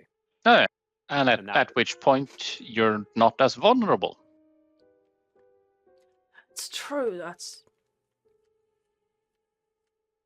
Comes with built-in resilience. You know, I like that idea. I really do. The younger ones. Aye. We clearly saw what happens when we have one boss, she dies. This is bad. But maybe if we have more than one boss, it won't be as bad if someone were to die. Mm-hmm. Yes. Mm-hmm.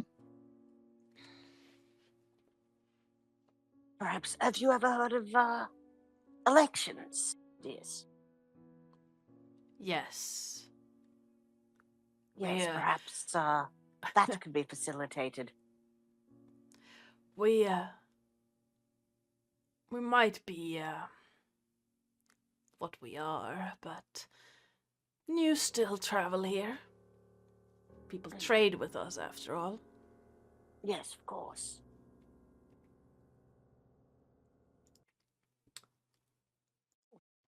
So perhaps we broach the subject of fair elections. I mean, question: how many how many are you in your town here, village, if you wish? You see the younger guy start counting and he's muttering names under his breath for a moment. I think 22? 23? Yeah. 22 or 23. So, I don't. Something so like if it was, say, a triumvirate of overseers, that would probably be more than enough. Seems reasonable. Yes. Oh, like them finders in the swamp. And you would know that House Tharask is ruled by 3. Yes. A lot Exactly like that. Right. Huh. Well, can suggest it to Rust. Can suggest it to the others. Just saying that Yes, I suppose. it's I the suppose best we should idea. probably- Yes. I Oh. suppose we should probably tell Rust of our findings and let him know that your previous leader is gone as well. I also think it will probably be a very wise idea to somehow block off that doorway. Right. into Oh, yeah. The fuck was that? Yeah, that. So basically, your So- boss was summoning like creatures from the abyss to do their bidding with the blood sacrifices. She had a contract with some sort of like entity. It basically very like out of not of this realm sort of like level mindfuckery, which Very will- bad stuff. Yeah. Right. All right. So I, for the safety of everyone, best try and block off that doorway in any way you know how. Like even if it is like caving. Actually, no, probably not a good idea to cave in because there's water above us. But block Is the ceiling that- off. Abyss player question. Is that abyss some form of, I don't know, is it a portal? Is it a well? What is that? So you've run into,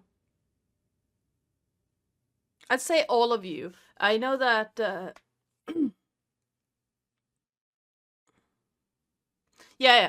so And the Craren underlying wasn't- question is, can we destroy it? you know through reading, and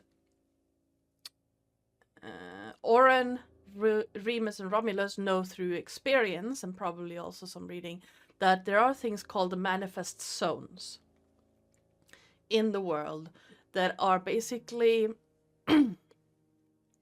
where the different planes of existence overlap with the material plane.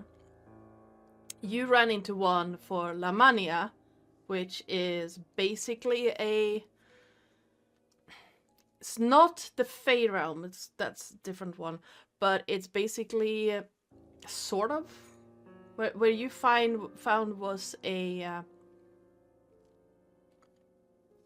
in More Eberron, of the Fey an- realm is broken up into 2 different realms. More of an in-between land Yeah. thing? So Esque? where Oren, Remus, Bastion, and Romulus found a pond was basically a manifest zone of Lamania where the gatekeeper was, or the Lady of the Crossroads lived. There was also a manifest zone with the stones, the cairns that built up and fell down earlier in the campaign. You gather that this area seems to be a manifest zone of Mabar, where the plane of darkness overlaps with the material plane.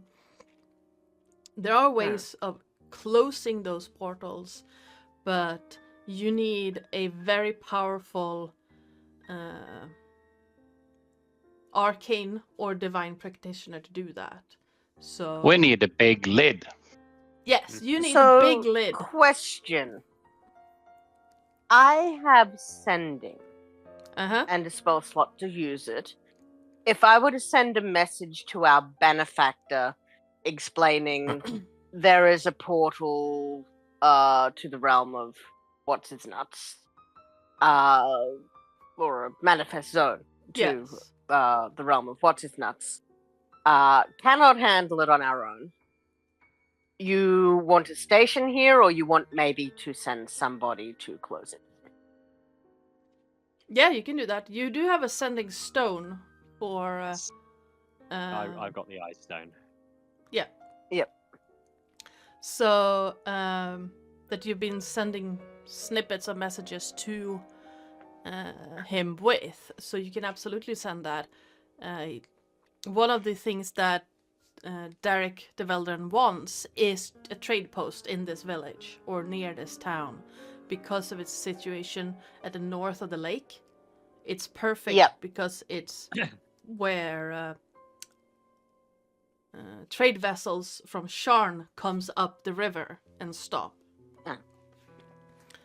So perhaps we could negotiate that we have somebody sent out to close that very dangerous manifest zone, and in exchange you allow us to put a trade hub here, or a trade zone here. That, well, if you can do that, if you haven't, I don't want that black hole there. Well, anymore. yeah, let's see if we can make that happen. Give us a moment to send a message, And if you can make await all a this other response. bullshit go away at the same, like shadows that bite you and the dead walking around and skeletons popping up. Why do you think we have the barricade? It's because of bloody skeletons. Well, dear, that's popping up. probably all coming from that manifest zone, Right, I would yeah. imagine. So once it's gone, I mean, yeah, that would be great. you may still have to deal with the ones that are wandering about now. Oh, that's but more fine. shouldn't That's be able fine. to come through.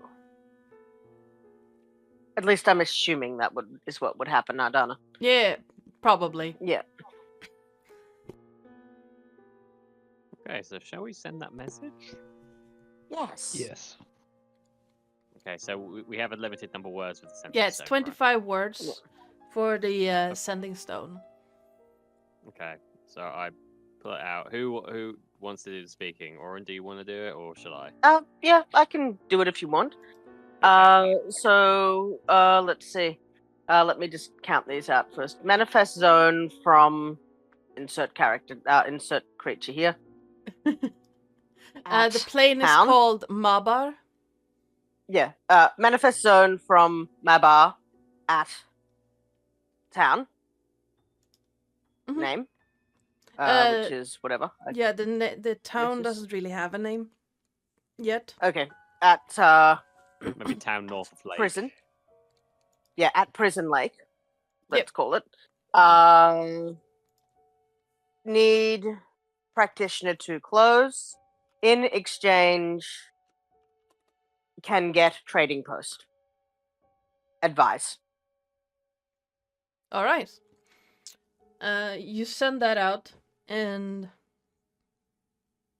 takes few moments, almost like you almost get the sense that it didn't send, and then in your mind, you hear back.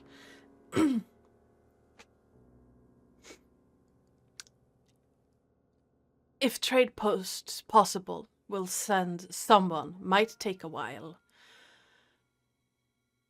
Good job so far.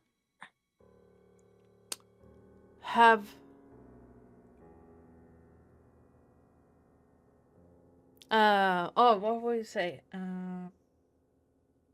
Itchy. That's not what he'd say, I guess. No. That's me. I'm trying to shorten down the message he wants to relay to Oren. If you can't, he can send another blank sending out as well. Yeah, no, it's more of a. Yeah. How would he word it so that it would fit? It's more of a.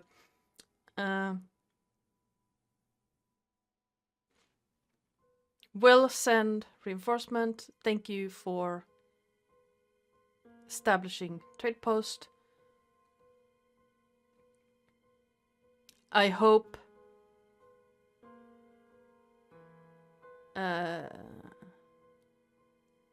Sorakatra was kind. Excellent. Who? Surakata was the lady who dropped Oren off with you. Oh, okay, gotcha. She was kind enough, I think. Yeah, and he will relay this back to everybody present. Dropped off sounds like you have a wagon speeding and it's like off you go, kick, and then just keep on rolling. We haven't really discussed how he got into the forest with one of the rulers of Droam, but considering that That she's is also fair. a hag,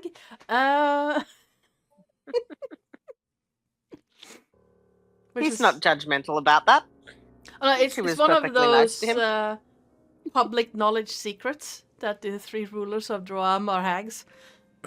Everyone knows it, no one That's talks fine. about it. That's fine. He's fine with it.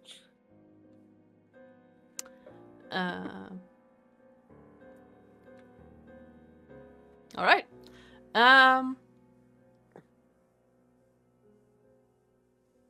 What else would you like to do? You are currently sitting here, but say 2/3 down the second bottle, and the first one is empty. Would this constitute as a short rest? Yeah, absolutely. If you want one, you can take a short rest here. No, I would love a short more rest. of a we're sitting down, we're drinking, we're doing Yeah. fuck all, and just pondering. That would seem reasonable to me. Yeah, absolutely. So if you need to, you can use hit dice. That that blindness spell really made that combat so much easier. Yes, it did. Wording, because yeah, she had a bonus action she couldn't use because she couldn't see shit. What was the bonus action? Shadow step. Oh. It's a bonus action. She could warp from one area of dim light or darkness to another one area of dim light or darkness that she could see within 30 feet. Oh.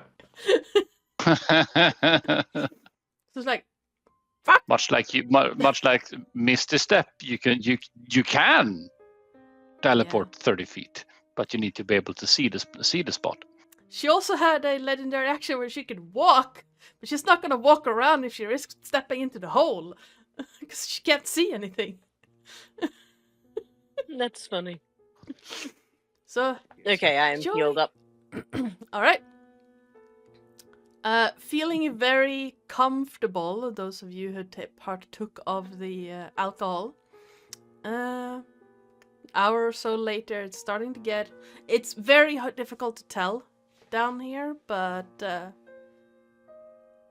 taking a rest a little bit. You imagine it's been like an hour and a half since you entered this place. Excellent. Yeah. So how many people are down here? Remus will ask the guards. Yeah. So the younger man, you notice that the older one doesn't really talk a lot, and I'm not sure if you heard the description, Psycole, but he has like a gash across his lower face that looks like it might have been made by a battle axe, because like there's a chip out of his jawbone on the right side, and it has like cut his lips into like both upper and lower. Okay. Remus moves his battle axe so that it's not visible. I forgot to say, before he would have, also mentally, he would have collected those 2 hand axes that were wedged into the door before he would have come out. Oh yeah, no, I assumed that because you were walking past and they're both like right there. But yeah, Steal every hand axe. the younger guy scratches through his 5 o'clock shadow a little bit. Just, well, there were 3 of us up here right at the moment.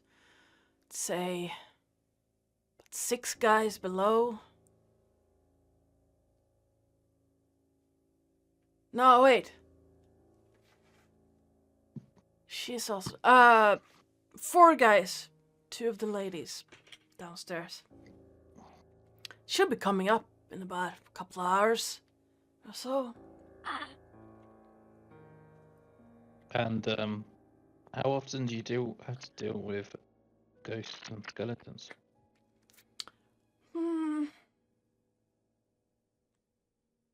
Not too often. Often enough to be a problem, but maybe once, twice a week. Lost a couple at the start because we weren't prepared for not so many ghosts. It's more the shadow things. Shadows, yes. Found that well, the skeletons are easy. Just big rock and just clash. Tend to fall apart. Got a couple of tries to learn that one. The shadow things, just a good sling, some stones, an axe or two that you can throw. Distance. You don't want to get close to them. When he says that, Remus will turn to look at Craren to see what Craren looks like.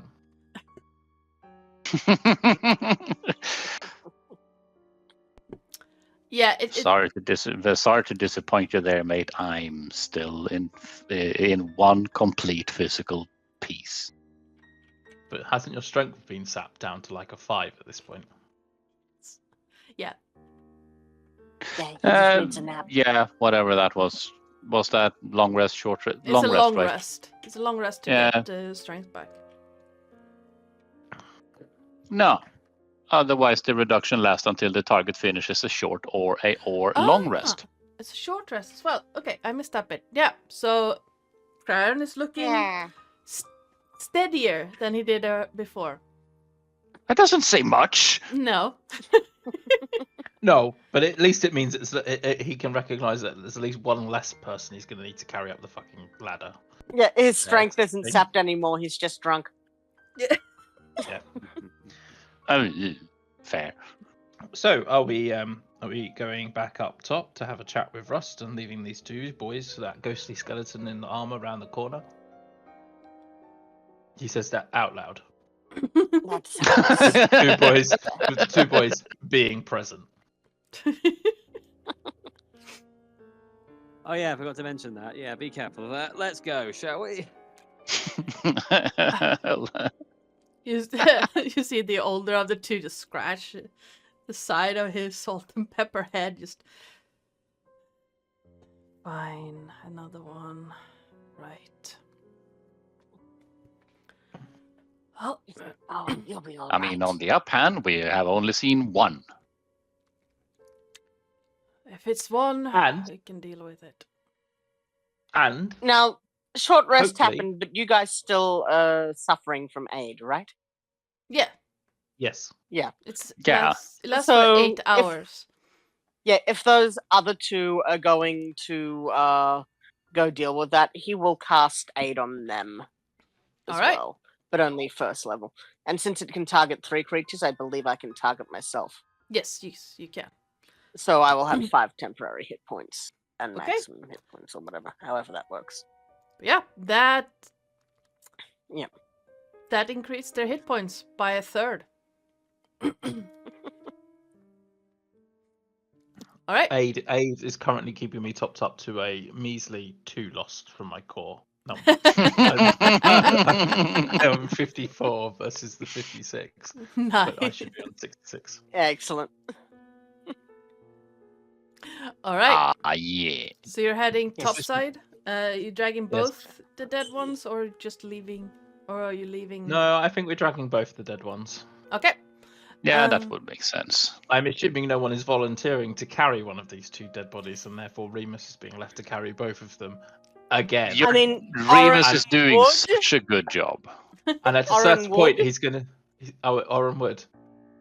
Oh, mind you, Oren you're would, nanny but Nitz he's though, aren't you? currently but he's currently playing a little old lady, so that would not be appropriate. I will help. I will make a comment about the fact that I seem to be dragging dead bodies out of underground locations a lot at the moment. I mean, technically, one of them we only need the head. Yeah, That should lessen the weight. But So then if- you could like have some fun with like doing some like more speak with dead later on when Rust is there to ask some questions. Eh, Surely you Hmm. need lungs for that spell to work. I the player actually don't know. Give me an Did you- Arcana check. Didn't No, Maggie more of a oh, at some point. You need a way to, if I remember right, the spell only requires some form of mouth situation. yeah, it's something like that. Let's see. Corpse must still have a mouth and can't be undead. Yeah. So as long as you have the head. Because from how I understand the spell, the noise is the spell. It's magical voice. It's not passing air through vocal cords. Do you want the body as well? To like, I turn to the two guards before we start moving. So, do you like normally take the bodies up top and bury them or something? For as long as I've been here, if someone dies, we chuck them in the lake.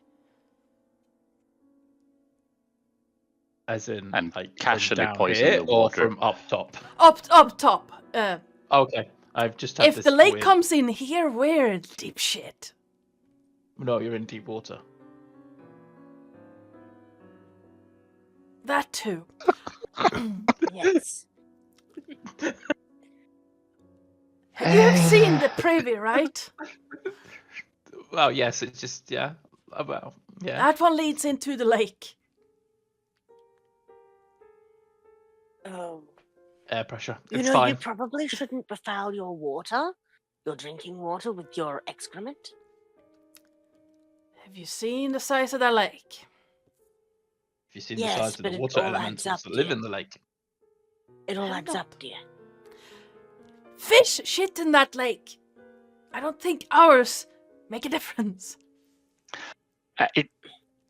That's an argument. Also, we don't shit down here because no. Just yes. Okay. If you want to take, Shall we?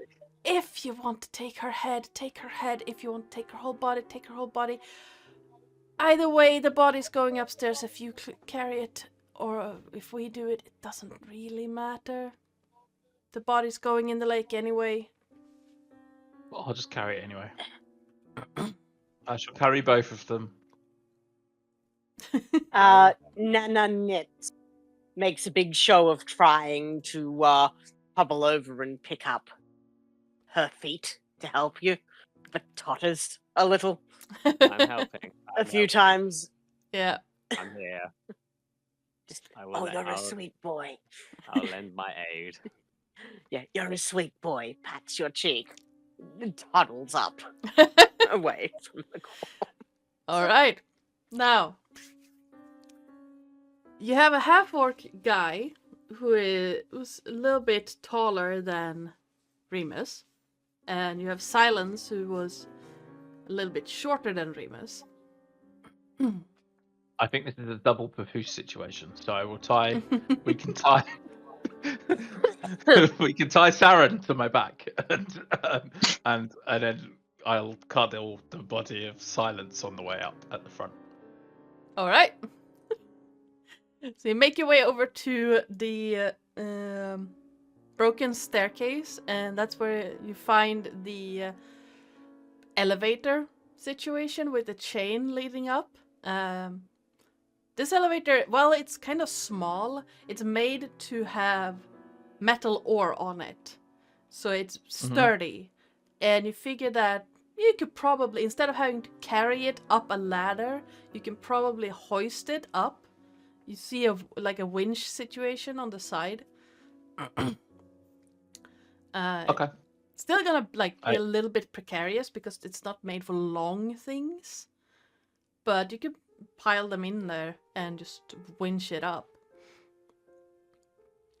Yeah, I'll do that. I'll put them in like L-shaped So I'm like, there's I stand in the middle of a square Yeah. of bodies. All right. Fair enough. Yeah, fair enough. Hey, I am a mercenary. I am used to finding ways to get rid of bodies. Also true. All right. Again, fair point. After some finagling and some work, you manage to get to the top with both Sarid's and Silence's bodies, and you come out at the at the top of the small mine shaft. The day is like this whole time underground. You've been slightly warm and like kind of clammy and bordering on uncomfortable because there was no wind downstairs to blow through the area around where the cube of heating kept warm. Once you step outside, the wind from the lake just gusts straight through you and causing all of you to shiver slightly, because even though the air is warming up around you, there's nothing to break the wind. I mean, in that sense. In that sense. So you're still getting chilled. You don't stay chilled, but you're getting chilled. There are also several more people that seem to have gathered around. You see 3 people that seem to have been gearing up to go down the mine shaft. There are 3 men standing ready with shovels and pickaxes ready to go down into the mine shaft. Possibly do something. Not sure if they mine through the night or if they just are there to help collect. Remus just says, "Hi guys," as he's got Silence now strapped back to the front of him and Saren now strapped to his back. The 3 With guys all just... the subtlety and finesse of Yes. the 2x4 to the back of the head. Yes. You see the That 3 sounds guys... like a perfect improvised weapon to me. Yes. Yes, it is. The 3 guys look at you, Remus, and you can see one of them grasping the hilt of the shovel a little bit tighter. The other 2 are just eyeing all of you, not doing anything, but you can see that they are ready in case something happens.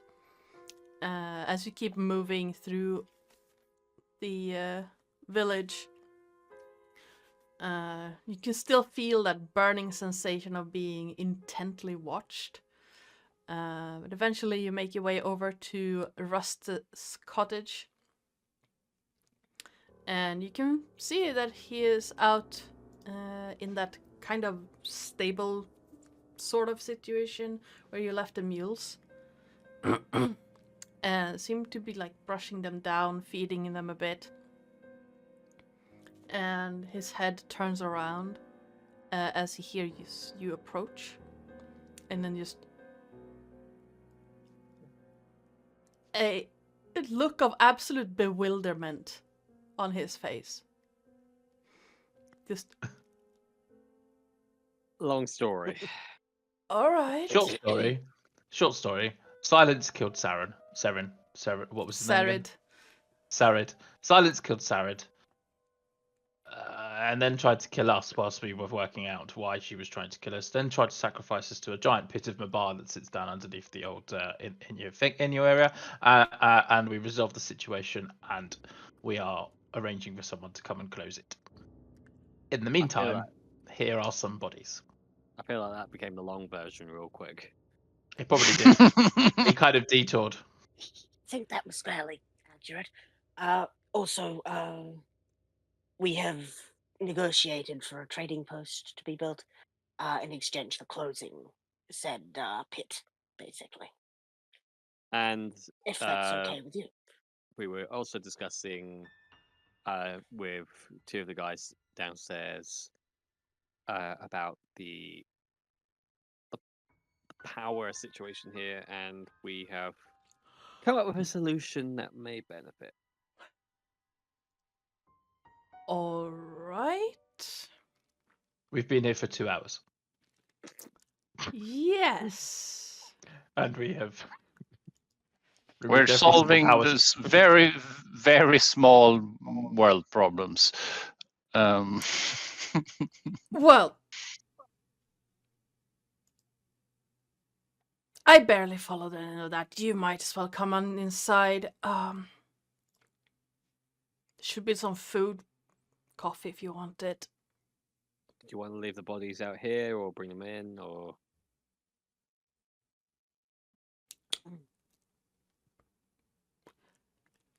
Just I don't want them inside. They're gonna rot. But Kraven can do some weird spell thing that means that they can talk.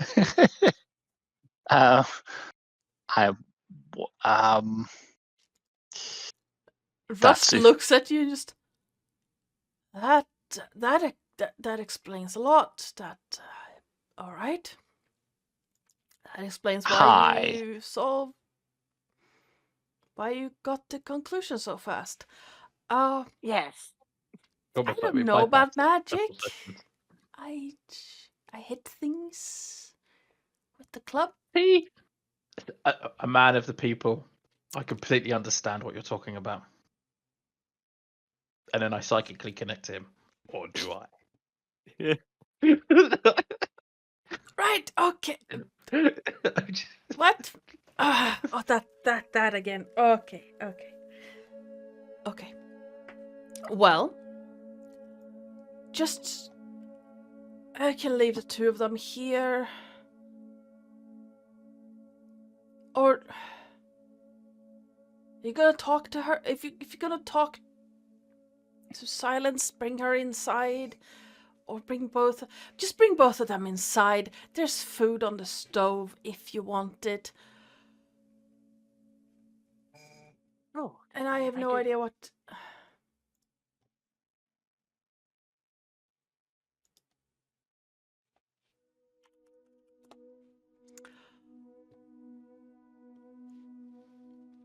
Well, just okay, and he's gonna go inside, just muttering to himself something about bringing problems to his literal doorstep. And I mean, just what weather is it, by the way? it's pretty clear. Like it's not clear. Temperature-wise, Cold. as in considering the speak.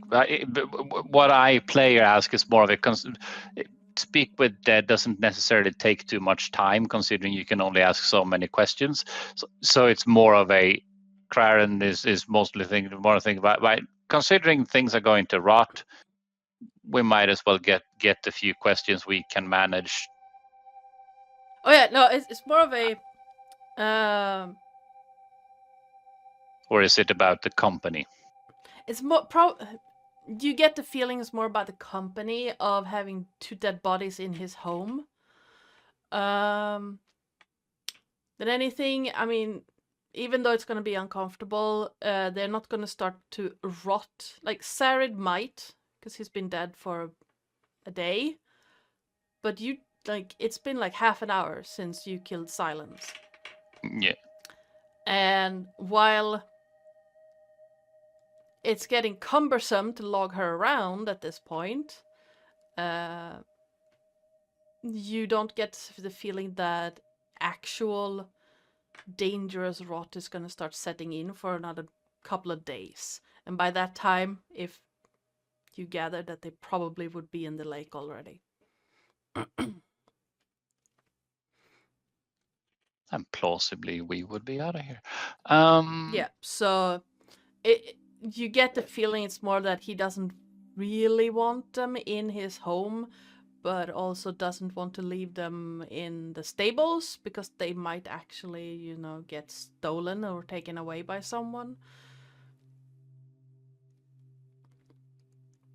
So Cool. it's Remus walks inside. Yeah. And as you... So- Yeah. So, is there any questions you would like to ask? We will have a week to consider the questions you want to ask. I mean, Because it's 10 to 11 already. yes, and then Craren is asking Yes. the NPC Ah, okay. because he has more things invested into this. True. So There are a number of questions.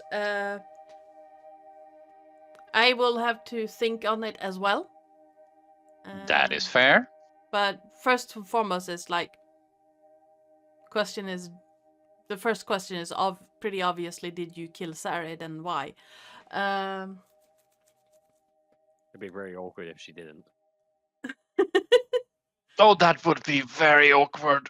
Yes, that would be very awkward. But like I mentioned, Don't give the GM ideas. oh no. I've got a whole week to come up with that. But yeah, like I mentioned, we will have a week to think about the questions, because that is where we're going to be wrapping up this